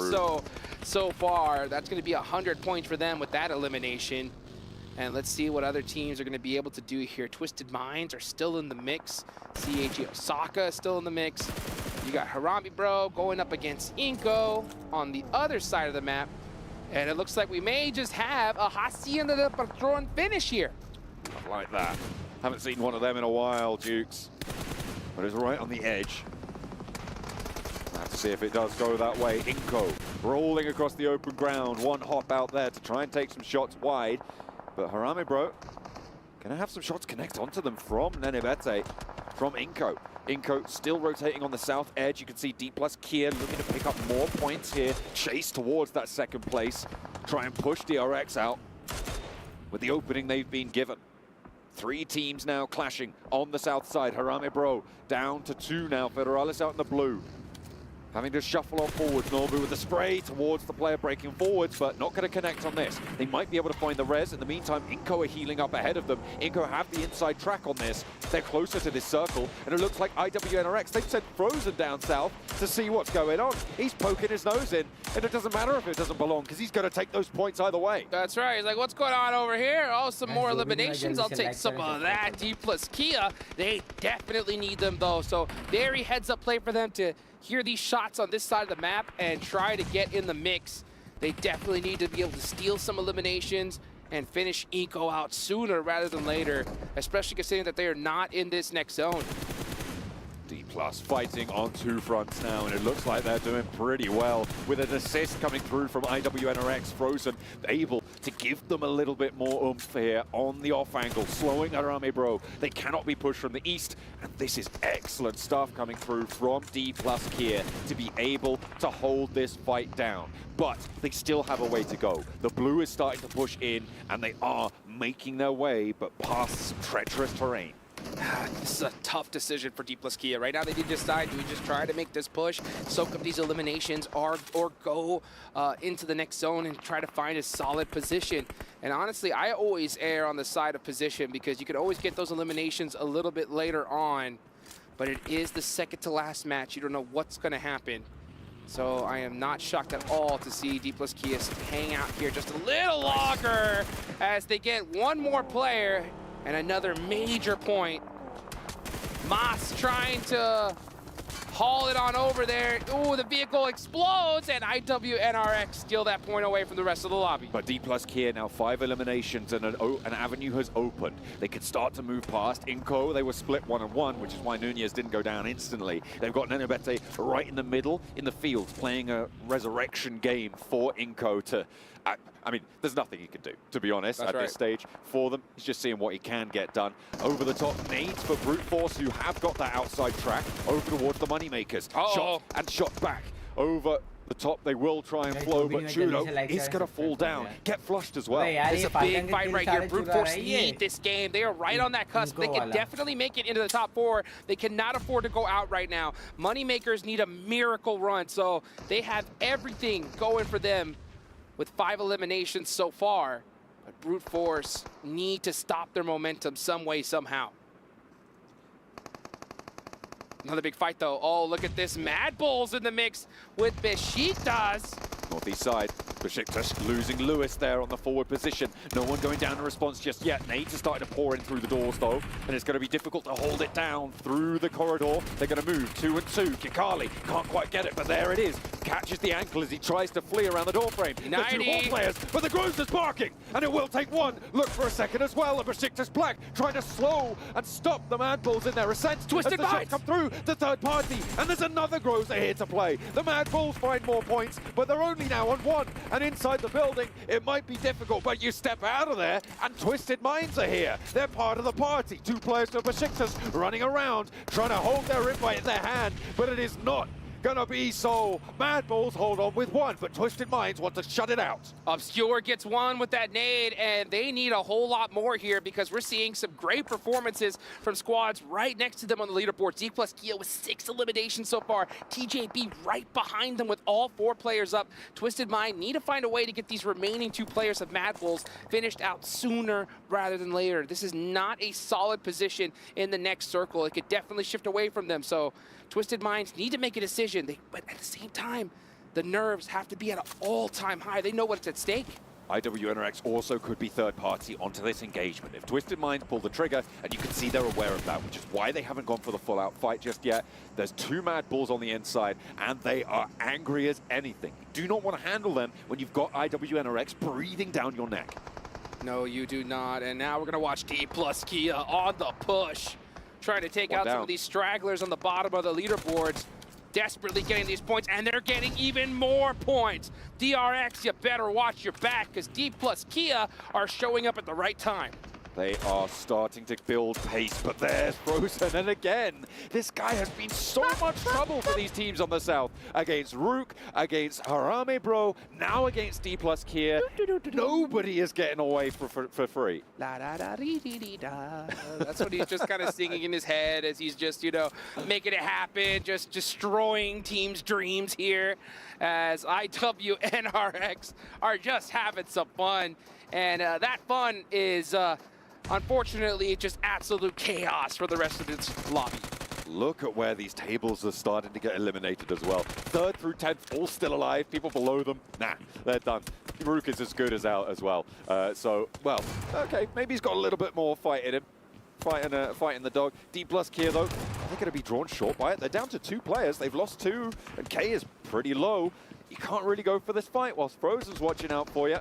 And he's in the monster trap. Oh, man, Frozen's like, yeah, shoots him through the window. 1 down. Oh, and Team Falcons get 1 of those points. They are still in the mix, but Team Falcons are playing this way too passive. They're so far down on the leaderboards, they need a monster game. They're not out of it just yet, but honestly, if they don't finish strong here, they're done for. IWNRX, one of 3 teams with 4 players alive now on this eastern side. They have been so controlling on this south. There has been a chokehold on it for the longest time. That Mini 14 is making noise. They're going to crash. I mean, they know there's only 1 here, right? They've got to realize that this is a really easy place to flush out, and they can't make their move forwards, which is what I was going to highlight now, is that they're going to have to get across this road. Team Twisted Minds over on that north side, and the Mad Bulls remnants from the north, going to make that road crossing hard so they can have more control over the south. It's going to make this next circle easier. This is an insane match, folks. Every single one of these teams that are in this lobby desperately need that chicken dinner now. K needs to pull off a miracle because there's so many teams right behind him trying to usurp their spot. Let's see if he can make some magic happen against IWNRX 1v3. Hopping out. Look at her line up the fight with the SK-12 in the yard. Will get put in the dirt by Swain. Sprayed down, and that's D plus Kia done. They are still in third place, but with Twisted Mind still alive, with TJB still alive, it is going to be hard to hold on to their place. It is getting hotter and hotter by the second. Twisted Minds over on the north side, both teams going to have to leave this compound, Jukes. Yes, they are, and this is a very unfortunate rotation that they're going to have to make. They're going to have to do it pretty quickly here. They need to make this push. Twisted Minds took a little bit too much time, and since they didn't take that initiative on the Mad Bulls and they hesitated, now they're paying the price for it, and that could be their ticket to the finals because they were in a good position just a little bit earlier ago, but now you got TJB that could pass them up here. And TJB are a little bit on form today, but they've just lost a player. Let's go down to everybody's getting shot at by this Mini 14, by IWNRX. This rain of bullets continues, and it is so sweaty coming through from IWNRX. They are forcing other teams to prove themselves now. Twisted Minds, huge mistake. Now you're going to have to see a 1v2. Rattle Boy isn't able to get it done. And that opens the door for so many teams remaining. And look at who's left. All squads that could possibly pass them up. Absolutely, but right now the arbiters of this circle continue to be IWNRX from the east side. They are starting to get pushed further and further towards the edge. There's TJB going down, which is the team chasing Twisted Minds. It's now 75 to 74 going into that final match for them. But you're right, Brute Force could surpass. You've even got Falcons who definitely could surpass, given the opportunity. If they can jump up, they need another chunk out of this lobby. They need to shut down IWNRX. They could do it. They need to shut down IWNRX, and not because, you know, they have to worry about them on the leaderboards, but because they need all those points. Every single one of these teams, that's Mad Bulls eliminated. Ooh. That one has gotta hurt. Moneymakers trying to make a desperation play, but now you have Top with that mini trying to make it happen for the hometown squad. Falcons with the support of the crowd on side. And they're going to need it. 4 players alive. They've got this high ground. And finally, IWNRX's position is going to start to show cracks. Moneymakers can exploit it from the north. The Falcons need to exploit it from across the way because the open ground between them is no man's land. Top with another huge, huge shot. They need this circle to go to them, to be honest, because if it goes away, they're going to be in big trouble. You can see them already in the buggies, expecting to make a rotate. As a matter of fact, they are starting to move. Wolf not able to get it done, and here comes Team Falcons, a huge push for them. They are going to sandwich IWNRX between themselves and Moneymakers on the north side. They've already found that opening. Kine has gone down as they flow over the south side of this circle. There's the flush. No more knocks to be found. They're trying to push their way up on the eastern flank. And they are slowing themselves just a little bit further. But Swain finds a nade onto the backlines that slows them down. 2 players from IWNRX in to respond. And Top in danger now, but he but not that much contact. Zedwolf taps the skull. Zedwolf with that mini all the way from the backlines, just crushing the dreams of Team Falcons. They need to win this fight if we want to see them in the finals. What can Icy do? Icy's in a terrible position. That nade, so huge, gets one. They get another. It's just one more player left. It's Zedwolf for IWNRX. Team Falcons clutching it up just at the right time. Can the Moneymakers chime into this fight as well? If they time this right, they could also sweep this one away from the north side. But the Falcons are being allowed so much leg room here, Jukes, on to be able to get those reses, to get across, and to be able to pull all 4 of their players alive. There's IWNRX going down, and it is the Moneymakers to do so. 8 eliminations found for them now, and the Falcons gonna look to push in because they have to move north. Team Falcons couldn't have more of a clutch move right here, right now. We're starting to see some old signs of the Falcons of old right here, right now. You can see the smoke start to come up. They're taking a very central position. These hay bales aren't too safe. They're taking it mighty early. Let's see if that is the right decision. Brute Force taking casualties heavy. No one's focused on them for a little bit, but now those mini 14 start to blink away. Hamlet eating apples right now for breakfast. Neo's going to be the last to fall, and that nade goes over, goes high, doesn't quite get past the hay bale. That one's a little bit better. No, not close enough. These bounces, difficult to land. They're right in the mix of it, and I think they're protected by the US and the hay bales on all sides. You're going to have to thread that needle with that nade. But yeah, Brute Force aren't going anywhere. They do put up a solid match here, but it's not going to be enough to put them into 4th place. It's going to come down to the last final match for them. And it's going to have to be the same thing for Team Falcons, most likely. They need every single elimination left in this lobby. 9 is great, but they need even more than that. Not a week ago, there was not a world where Falcons were not in the finals, Jukes. And now they are fighting tooth and nail for it. Everything on the line for them. A team that everybody lauded as a potential tournament favorite. That's right. And this is the sort of performance that we've been missing from them. Their chase is on. The gauntlet is laid. Let's see what they can do. Still quite a few players still up. They have the position, they have the zone. All they have to do is execute, but they cannot afford to let any one of these players go out to the blue zone. They need every elimination they can get, because I said it once, I'll say it again. The last game of the day, you never know what's going to happen. It's going to be absolute chaos. You cannot depend on a double-digit elimination chicken dinner towards the last game. So if you're Team Falcons, you need every single one of these. Waiting. Timing. The most important thing now. One misstep and it's done for. Brute Force have the angle. They're taking the fight. Neos chiming in with a potential brutal pickup and a nade over the top. 2 knocks go over to the Falcons and they roll on in. Noah goes down and the Falcons are back. Let's go. They are into the Let's top 4, go. but they're not done just yet. With one more match to play, they are making it their mission. And the crowd goes wild. Are you kidding me? Team Falcons with a massive jump. Could not be more clutch. And look at it. Hands on the head saying, oh, are you kidding me? I can't believe it. I mean, I was almost about to count this squad out, but they clutched it up right there towards the end. And that's when it counts, right? To be able to hold your nerve in that situation. That flow on the south side across the open ground once they got that knock onto Kine was miraculous. That's what they need. And now they're going to look to spread their wings. There's Top himself. A punishing player for teams that step up to him. They were given a lot of leeway. The Moneymakers did not over-push from that north edge. I think if the timing had been better from the Moneymakers, this would not be the scenes we're seeing.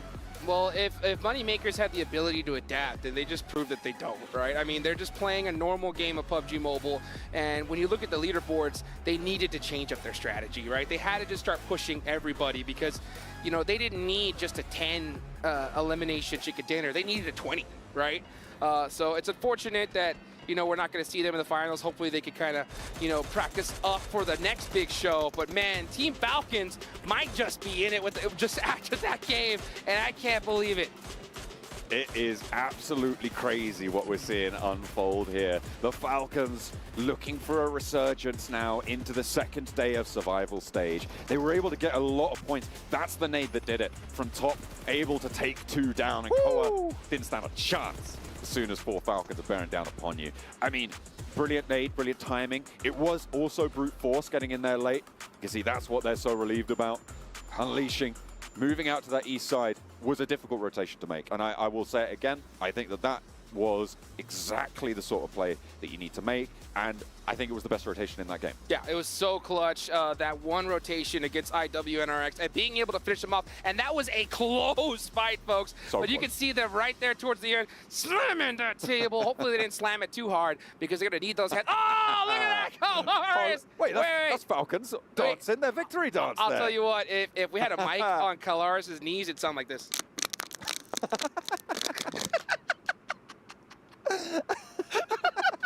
That's it for us, guys. Let's take it back on to a break. We'll be right back.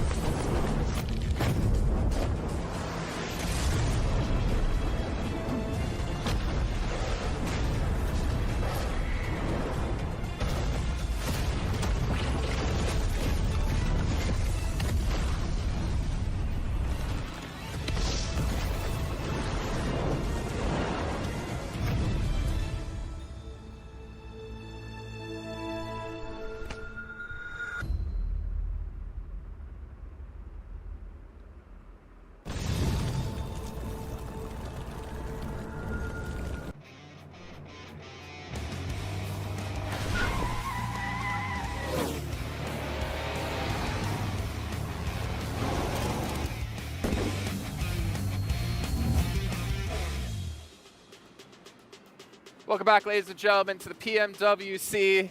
I'm not playing your game because Falcons are playing their own. They get themselves a huge victory. And Max Ben, the stage is yours. Yes, baby. And the voice is gone. Yeah, that's my voice is gone for the entire week now. Finally, we get a Falcons win. Is it a Falcons win I was hoping to see? Not really. It's still like Circle was looking quite good. They got the warehouse. They had 3 cars, though the send onto IWNRX here, 7, was absolutely key because they take a fight. Yes. It's really hard to third party away from the teams up in the northern side, so they had a lot of space, a lot of time to take that fight. It got close. They take the win. The poor Caravan, man. The poor Caravan trying to like keep up with your energy and you're just like warping around. Whoa, chill, man. Chill. We still have another match to go today. Okay. Don't catch me. But yes, Falcons, I mean, if we're talking about like the perfect time to make this happen, it's right here. And I think they've been able to get themselves into top 4 now. 22 points on this game, but that also is a testament to how close the rankings were and still are. Yeah, it was single digits, right? Like that's what we need. Though, is it going to be enough in the finals? No, but it's going to push them normally in the finals. This would at least kind of get them a little bit closer. I still feel like they definitely need to perform this match with how close everything's going to be. Team Falcons is rolling. I did enjoy them being able to win that fight against IWNRX because that was a big question, right? We saw it earlier in the day where IWNRX was actually able to beat them early on. So I think it might be a little bit of a mental state. And you can see how happy the players were too, getting that chicken dinner, kind of putting a little bit of pressure off their shoulders for that last match. That's true. Have you seen the trend that's been happening? Ever since IWNRX started playing the Mini 14, everyone is playing Mini 14. True. It's a trend on Miramar. I don't know what's going on. It's actually really good on this battleground. Let's just keep using it. Well, Moneymaker's getting themselves 17 points. Mad Bull's getting themselves 9, but unfortunately, I don't know that's going to be enough to get them up the leaderboard here. But one team who might have fallen off the leaderboard, DRX, Kagasaka, these two teams, I mean, obviously we saw the back-to-back win out of DRX before. They might be susceptible to being knocked out of top 4 in the very last match. I'm hot take. I'm kind of glad.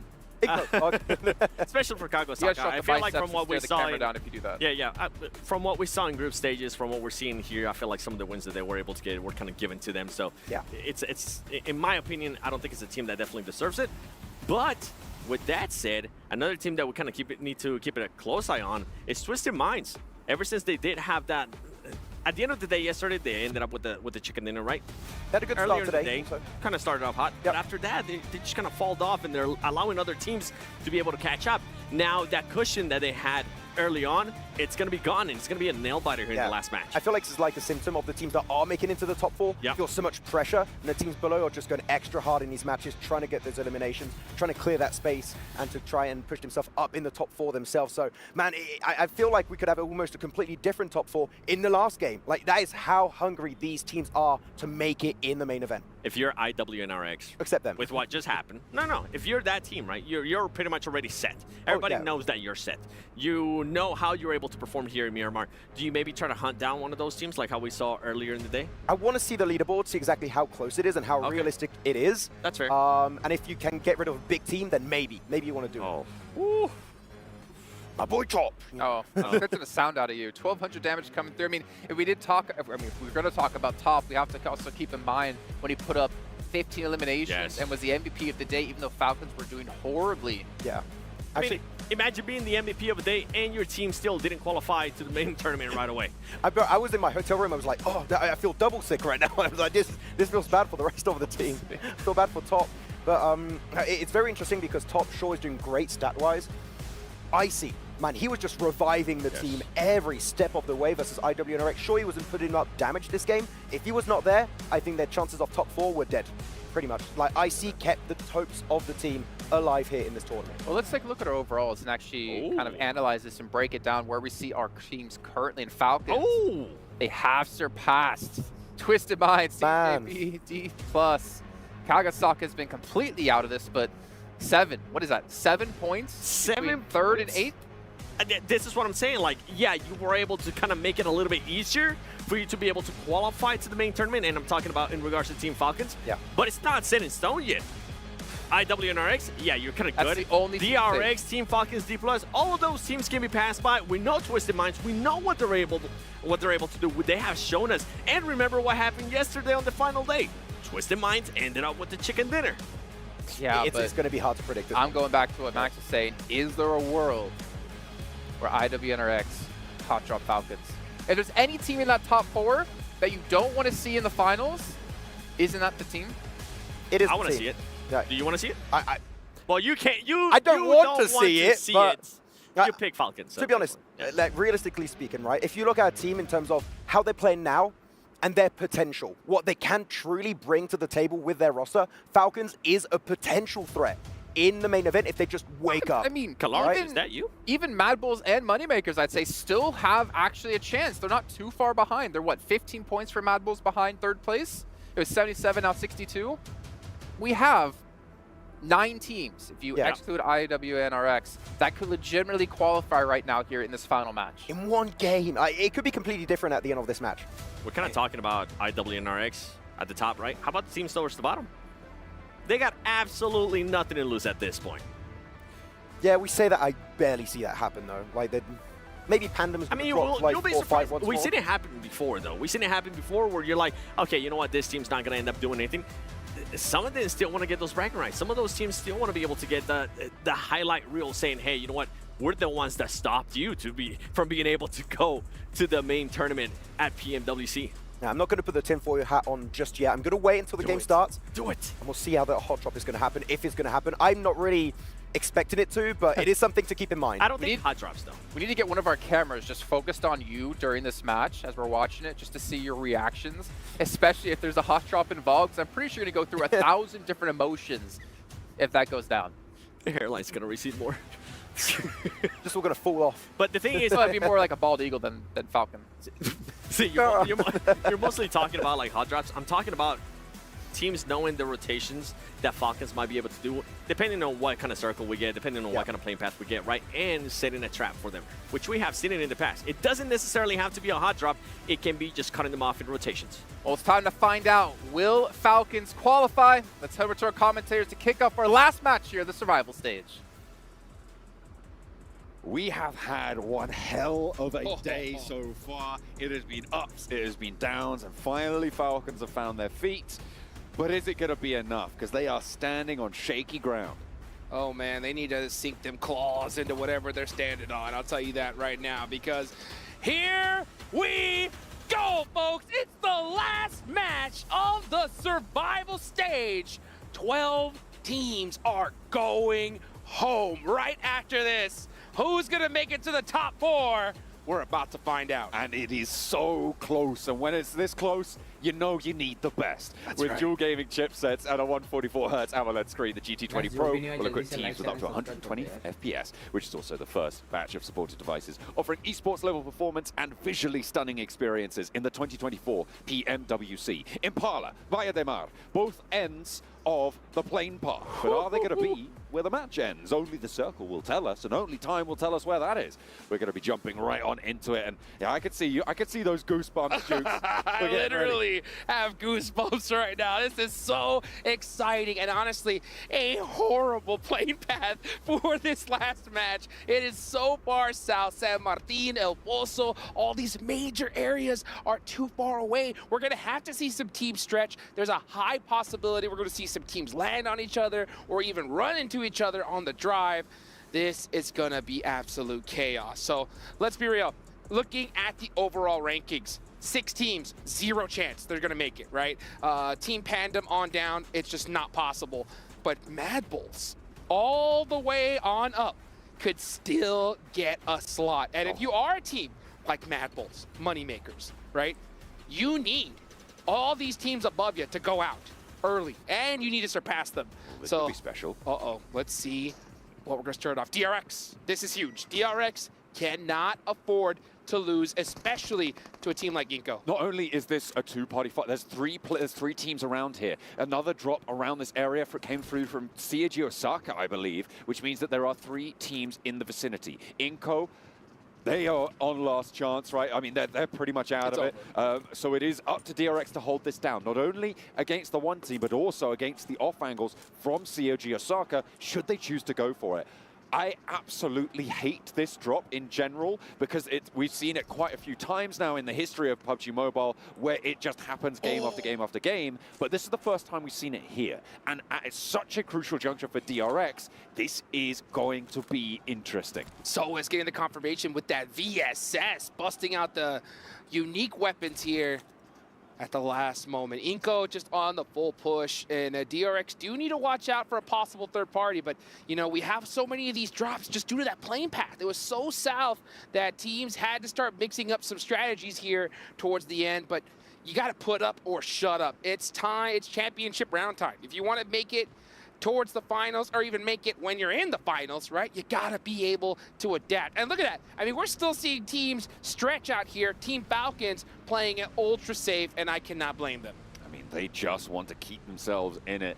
You want to put up, I mean, 6, 7, 8 points would be nice. At least. You want the chicken dinner, obviously. Yeah, Every game you sure. want the chicken dinner. It's kind of easy to say that. But yeah, it's going to be really, really tough. I think, I can't remember what I said. I think I was saying high 80s for the bubble towards that 4th place spot. But it looks like that might be falling quite short. But just there's so many teams all the way down to, as you said before, Mad Bulls, who still could make this one work. Pandem find a point over towards Harame Bro, which isn't impactful for either of those two teams, but the more players that get drained from this lobby, the fewer points there are towards the top of these tables for the bubble battle. Oh boy, this is intense, and you can just feel the tension in the air. It is so thick right now. It's a spot of bubble battle bother. Yeah, the triple B, something you always got to keep your eye on. Because you got, right now I'm looking at the zone, we have a Los Leones possibility here. Could we see an urban finish towards the end? That would be absolute madness. I'm seeing a lot of teams stretch out here, be extra careful. Twisted Minds were in such a good position. They were like, what, in 2nd place just not too long ago? Now they're down to 5th. So they know they need a big game here if they want to make it. These days, they go by in the blink of an eye, but I tell you what, they are long in the minds of Twisted Minds. That's right. It is so treacherous. Well, you remember that interview he had earlier, right? Oh, this is Mad Bulls. Mad Bulls cannot, and they're losing a player here early on. Yeah. This is the worst case scenario. But back to what I was saying, right? We saw the interview earlier with Igor. He said that no pressure. Right? We're tranquilo, we're big chillin', you know, big deal. Do you think he has a little bit of pressure now? Definitely not. No, not whatsoever. I don't know what you're talking about, mate. None. The only pressure that they're going to feel is if they don't make the top 4, that pneumatic press on top of their key. Oh, it's gonna that's be, right. Hell, it's going to be the most... Actually, you know what? I don't think that is going to be the most pressure they'll feel today. That's for sure. Which is saying something. Oh, goodness, yeah. Cool, calm, and collected is all over. It is time to make it happen. It's always great to see even teams that have been here before at this top level. They've been in these moments. I mean, it still gets to them. You just saw Top earlier, you know, put his hands on his head and just, whoo, the biggest sigh of relief. But there is something to it. When you bust out a huge, critical, clutch chicken dinner, you almost feel destined, right? You almost feel like, oh, this has got to be our game. So I'll be honest, Team Falcons are in a insane position here. All they got to do is replicate some of that magic we saw in the last game.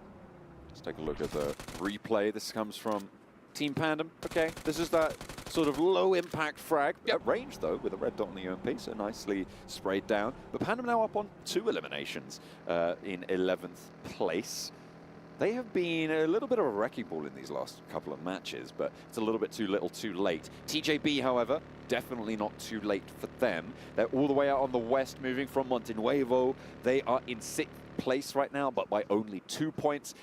I will, I think, remind people of the tiebreakers at this point, because that is always going to be a factor when you've got tables this close. That's right. First tiebreaker is going to be the chicken dinners, right? So if you have more chicken dinners than the team that you're tied with, you win that tiebreaker. The next tiebreaker is placement points. If you have more placement points, so if you have the same number of points, same number of chicken dinners, then whoever has the most placement points, that is going to be that. And then if all else fails, because if you have the, and also as a note, if you have the same placement points, you have the same elimination points guaranteed in a tiebreak, which means that the next tiebreaker is how well you performed in the most recent match. So whoever finishes highest in the last match, i.e. this one, will win a tiebreaker. Well, big fight right here for the side of DRX. Inko, not much you can do, but DRX playing this very, very carefully. Even though they know they have the numbers advantage, they're not just going to pull in, push in silly, especially with the DBSs in place. So DRX just waiting their time out right now. Now, they are still in this circle for now. At a certain point, I think DRX needs to make this push. When are they going to do it, though? When would you do it, John? Would you make the push now or wait until the zone switch shifts? I just hate these hot drops in Picado in general. I mean, in general, the issue with going for a Picado hot drop is that you're basically stuck in it, right? Yeah. Like you're drawn into it for such a long time. Getting away from Picado, you allow the other team to establish some high grounds. Potential to lose a player pretty high, so you have to kind of go for it. And when you leave it this late, and when Picado's in the circle, it's very likely that you have a third party surrounding you, which means that you are forced into the fight. I think concluding it as soon as possible is good. I think for Inko, they've got nothing to lose, and I want them to just roll straight on into this fight. That is nasty. That circle. Brutal. Goodness me, that is absolutely disgusting. Southeast shift over towards Impala keeps a lot of the south side of Los Leones in as well. Oh boy, and now DRX have to make a decision because they waited so long. The zone goes away. I think they just need to let off the gas or just give up this fight right now. Either give it up or you should have taken it minutes ago because this is going to be a tough circle. I mean, there's so many positions already taken. DRX are going to have to deal with so many squads on the way. Twisted Minds, let's see how they're going to make it. They are actually in a really good spot in the zone. They're probably going to take this complex right ahead of them. Mad Bulls, yeah, just trying to pop some shots at them. In a great position for themselves as well are the Mad Bulls, but they've already lost a player, which does weaken their hold somewhat. That warehouse down to their south side going to be a little bit harder to hold because of that. They can't really keep too much control on the ground, and it is an important part of the ground. In the middle of the Impala, Puerto Paraiso, Los Leones area, they are going to sit atop a mountain, but they've still got so far to climb. Mad Bulls need to be very careful with even popping shots at this point. Like, peeking against Twisted Minds is a losing battle because you need every single little inch of armor that you have. So let's see what they decide to do. Team Spirit, oof.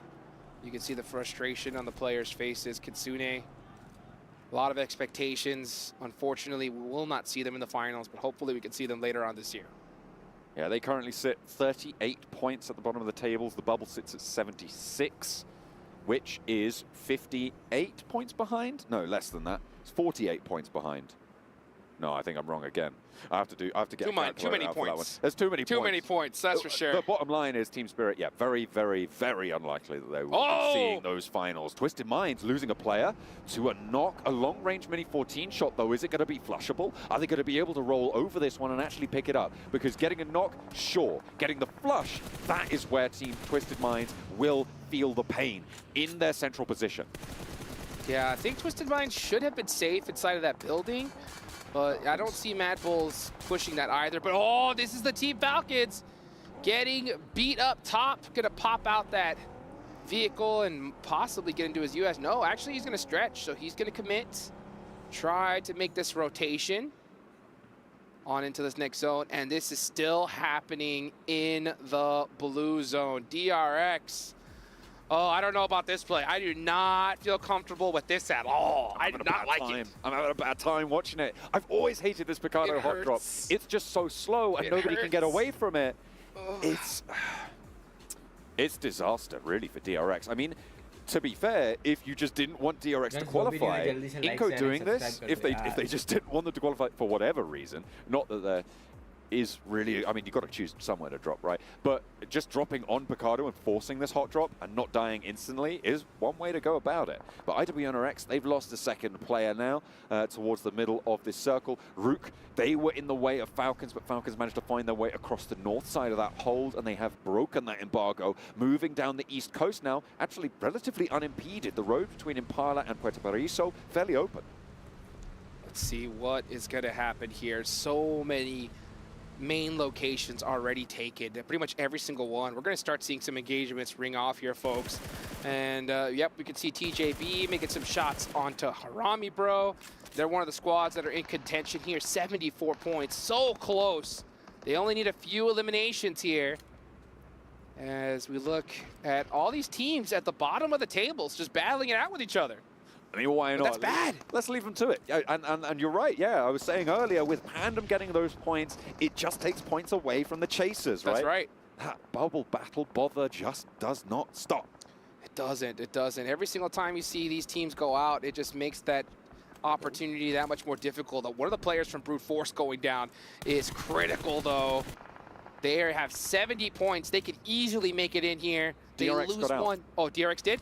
Yes, DRX finally leave Inco Gaming, and they took their sweet time. Very fortunate for them to have this rotation. But here we go. A huge fight. Team Falcons getting into it with Rook.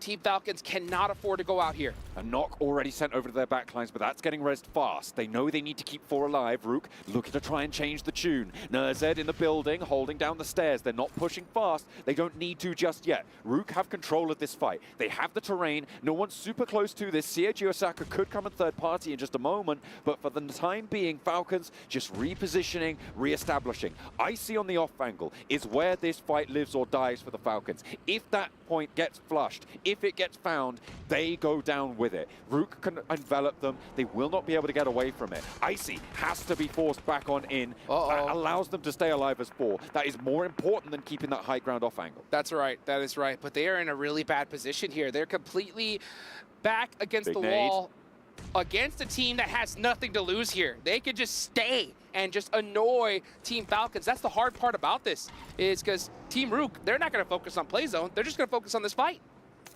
They don't need to do anything else. Icy is getting lit up from the sidelines. Kimber Boss connects, finally able to get that spray, looking for the flush. Has to go for the reload, and no one's there to back it up. The rest of Rook tumbling down, trying to go for it. Top, what are you doing? They don't even know these. Or they might do, but they're not handling it. And Falcons now losing top, down on 2. Is this the demise after such a glorious rise? And again, the off-angle strikes. Rook are just not letting up. Another nade moves forwards. There's the flush, and now it's just Nerzed for Falcons to try and keep them up in third place. Can he do it? Can he hold on? 4 players from Rook move in, and none of them will go down. It is disaster for Falcons. Third place locked in for them, but there are teams chasing. Their ankles bitten, torn to shreds. And you could see the disappointment on their faces right now. They know that it's going to just be sure luck if they're going to make it into the finals here, because there are so many teams that only need a handful of eliminations here, and they are done and dusted. And of course, it's the team that's pretty much at the bottom of the leaderboards here to take them out. It's just going crazy right now in the final match, and would you have it any other way here for the survival stages? Opportunity now for TJB, for Twisted Minds to push Falcons out to the side. It is dastardly here. Brute Force, central position on their hold right now, but with 3. Mad Bulls, same story. Twisted Minds, they're looking healthier with 4 and on a central eastern position as well in this next circle. It's looking good for these 3 rosters. Speaking of healthy, the Max Man curse, alive and well, oh my John. God. Alive and well. He shouldn't have done that dance. How dare he dance?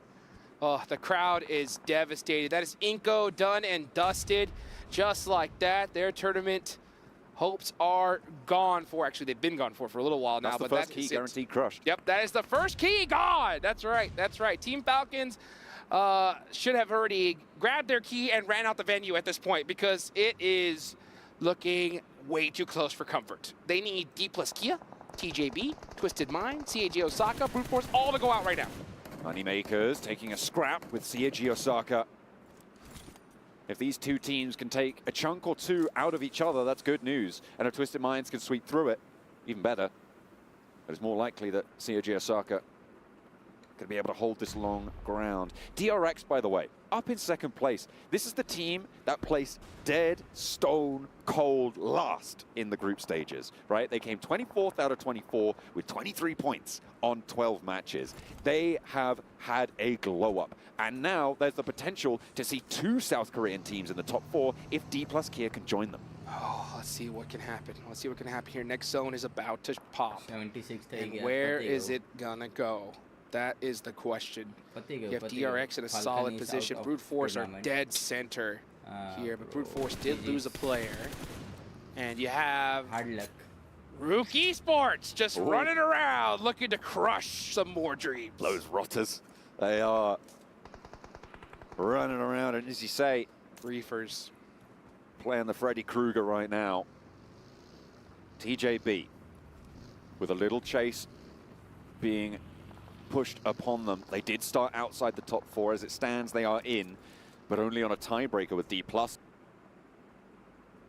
If we were to close things down now, next circle, defining strength, defining position, defining tempo on this next one. It shifts out to a lot of open ground on the north side. Currently, no one holds the compound to the northwest edge. DRX actually coalesced towards the Moneymakers on that north edge. They might look to push back down south, but Team Panda might be able to get ahead of them if they want to go for that compound, that is. It sits on an interesting little ledge towards that side, and Pandem have the high ground to the south, so I don't think they're going to want to leave too readily. That is correct. If you are a fan of the Falcons, which many are, you really want IWNRX and DRX to start destroying this lobby at this point, as well as Rook and Team Pandem at this point. Let's see what DRX can do against the Moneymakers. Moneymakers is one of those squads that can threaten to usurp the Falcons. Can they get this done? DRX gets knocked, and that's another big point for the Moneymakers. They've gone 3-1 at this point. They left one player alone on DRX out to this position, but the Moneymakers have just held. COG Osaka are going to hear that, move on over with Apollo, who's close by. I don't think they're going to go for the full push just yet because they are still far too split, and the Moneymakers didn't take any casualties. It was a quick one-and-done fight, given that there was very little resistance from the solo DRX player. Oof. You could just see the changes in strategies here. We're seeing so many teams just play ultra passive. They're just getting a position and holding on to it for dear life right now. No one is trying to make a mistake. And sometimes when you change your strategies like that, it opens up the door to make mistakes, to be on the back foot, as opposed to just maybe pushing an engagement that you may have wanted to. You err on the side of safety, and that little hesitation is all it takes to get that key of yours crushed. Brute Force sat in the middle of this lobby, trying to face off against the south side. D plus Kia pushing in potentially. TJB as well, going to be looking to move in towards that Brute Force position. Back in EMEA, Brute Force, you know, these guys were the comeback kids of the lobby. And right now they need that title more than anything else. And it is only their last match to play. They are on the doorstep. But as of yet, it has not swung open for them. A hefty knock, that's what it's going to take. Who is going to open up this fight? I mean, this is the calm before the storm, folks. We have not seen a knock in quite a long while here. Everybody is just so patient. No one's moving a muscle. And honestly, this is the type of play I was looking to see here.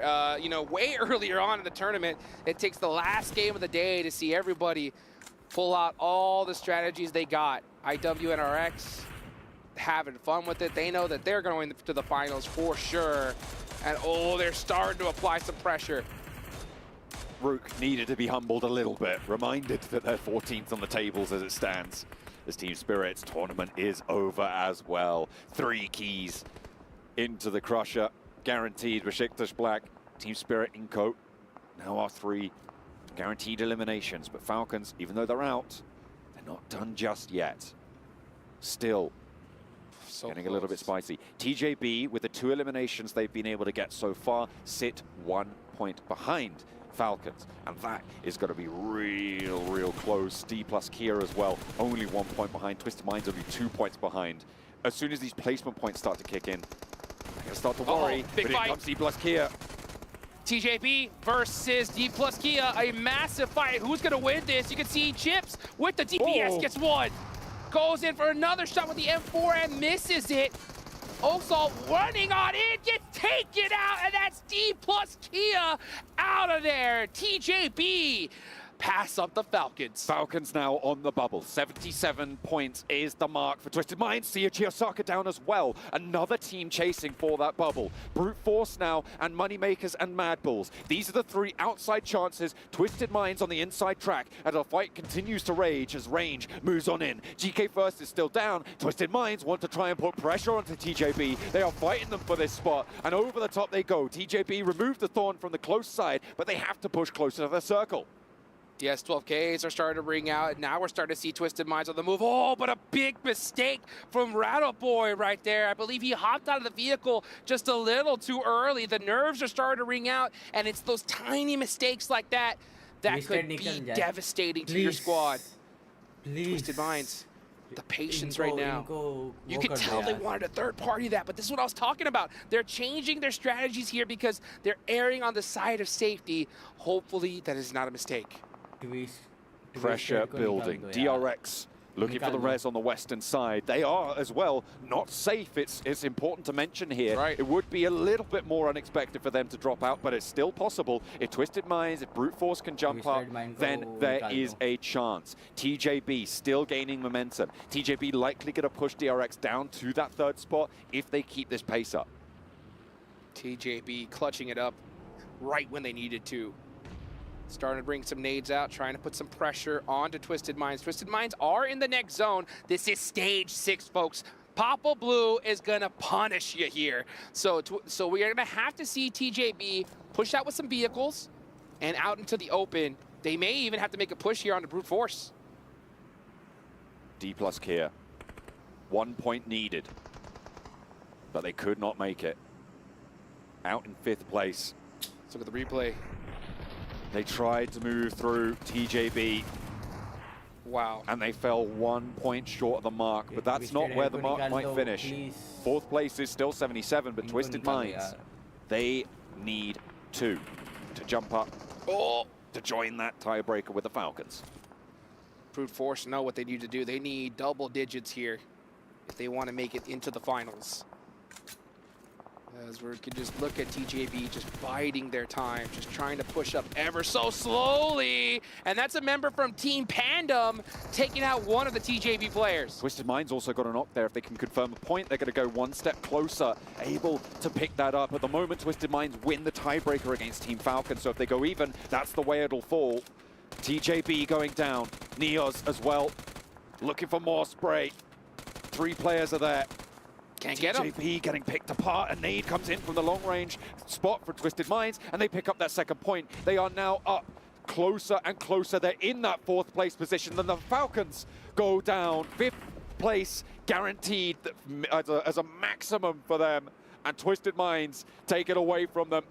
Only Brute Force, Moneymakers, and Mad Bulls can change things now. Let's see what's going to happen here. Brute Force need to get active, but all those eliminations, all those knocks that they got were stolen away from them by Team Pandem. Team Pandem with 8 so far. That is just making it so difficult for these teams that need these points. Brute Force desperately need them. And Twisted Minds erring on the side of safety, and it is working for them big time. Twisted Minds with that tiebreaker win right now over Falcons. Placement points are starting to add up as well now. And that bubble is just going to keep moving with Twisted Minds. DRX not going to be happy about the pressure they've been under in this last match, but they've done enough today. I think that might be enough for them to see themselves safe. I don't think 2 teams could possibly jump up far enough to take them down here. Another player down for Twisted Minds, and you can just see them obscure, putting in some shots. Getting picked off, though, by IWNRX from downtown. Yeah, they barely have any coverage at all. But now here comes DRX onto the Mad Bulls. Fleek up on top in a very terrible spot, gets taken down. And DRX are going to continue that dominance. We're going to see them in the finals 100%.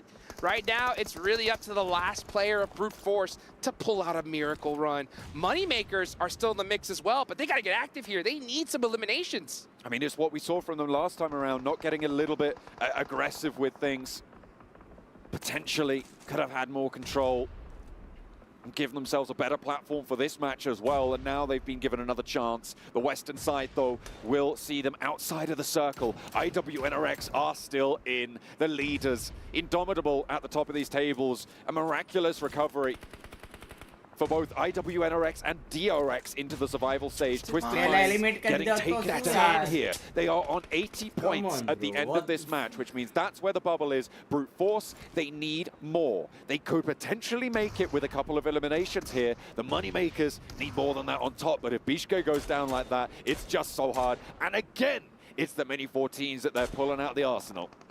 We're going to the finals, la la la. You know, IWNRX just having a blast here, but DRX in some big trouble. Team Pandem, 12 eliminations from this squad. Where was this team that all tournament long? They show up towards the end, too little, too late, and all those points are some that Moneymakers needed, but they're just playing it way too passive here. At a certain point, yeah, you don't have the position, but you got no choice. You need the eliminations or you're done for. It is highly likely we already see our top 4 on the right-hand side of your screens right now, and that's Brute Force out. They will not make that leap. It's up to the Moneymakers or nothing right now, and as it stands, I do not see this working out. IWNRX, they are looking to take the record for the 12-match streak, by the way, to try and challenge Alliance on their 2 days from the group stages. What a resurgence it would be if they're able to take this final match away from them as well. DRX keep themselves alive. We now have the Moneymakers gone, and that is gonna be it. Team Pandem, I don't think that they have enough room to push on up. I think it's mathematically impossible now, but who's gonna take the chicken dinner? Pandem with an arsenal full of lead right now. And over the top DRX go. They want to take the top spot away, but Zedwolf is in a distance. Kain has the Molotov, and DRX do not have the health bars to handle this one. A shot from the Groza. It's going to find one, the second as well, and he is able to take them down. Second place, nailed in. And IWNRX now, I think, guaranteed to overtake 122. They just have a couple of players of Pandem to deal with. Let's just see how this is a victory lap, folks, from IWNRX. What a performance in this survival stage. These guys really gave it all on the line. And, I mean, we're talking a complete 180 from what we saw in the group stage. That is how you finish right there, folks, with a statement. Team Pandem. They had some pace today, but it was not quite enough to go the distance. Actually, I'm going to need to double check my math on that one. I don't think they did it just then. I don't think there were enough eliminations in the lobby for them to be able to jump that gap that we saw at the end of the match, but it is going to be close. If they'd have done more day one, they'd have done more in any of their other matches, maybe we would be saying something else. But as it stands, the top 4 will get closer and closer to locked in. I can tell you this for free, though. IWNRX are in. It is going to be DRX in as well. For sure. Those 2 teams put on a show today. Yes, they did. Yes, they did. I got to give the props, of course, to Team Pandem for putting out a big performance there, right there towards the end. I would have loved to see that same play style 2 matches ago, you know? But I think they finally turned it on. It's unfortunate. I think it was a little too late. But who knows? Who knows? Of course, we're going to have to go ahead and take it on over to the big boys in the studio to find out in just a few moments, folks. But again, what a crazy turn of events here. Live here in Riyadh, Saudi Arabia, the PUBG Mobile World Cup at the ESPORTS World Cup. Everything I expected to see here in the survival stage. Except for one thing. What's that? Falcons did not make it through. Oh my goodness! Right at the end, right at the close. They got pushed down, and it was Rook of all teams to be the ones to do it. That was nasty. This was pretty nasty from Kain in the final moments. I thought IWNRX were going to get that full victory lap chicken dinner.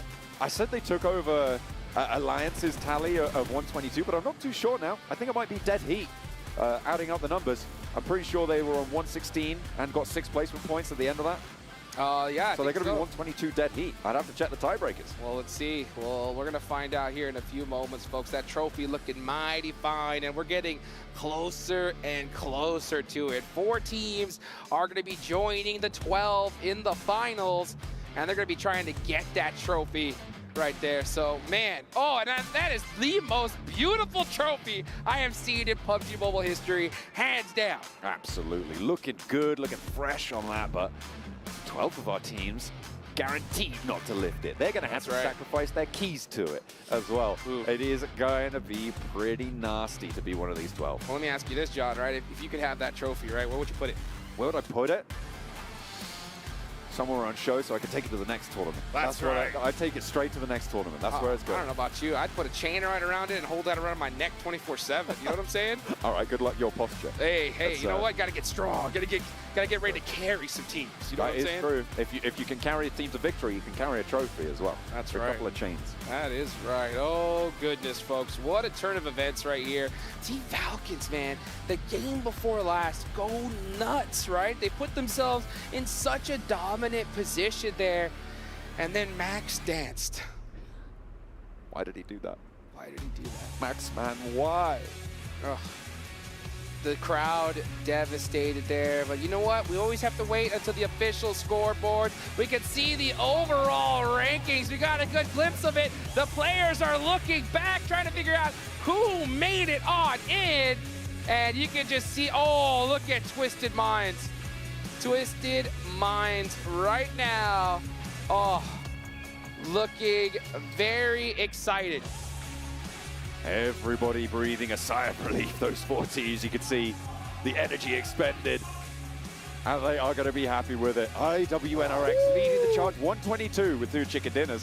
DRX 3 chicken dinners and 93 points. TJP 81. Twisted Minds on 80 points is where that bubble sat, and it bursts on the 12 teams below. Wow, I talked to Hegor from Twisted Minds there. Right before the survival stage started, and he told me there's only 3 spots available, John. That is what he did because he knew that he was going to be able to get one of them. So a beautiful execution from this team, and a big surprise to see Team Falcons come up short by only 3 points. Looks so good. It looks like they might have a little bit of momentum. But let's head back over to the studio to break down the survival stage.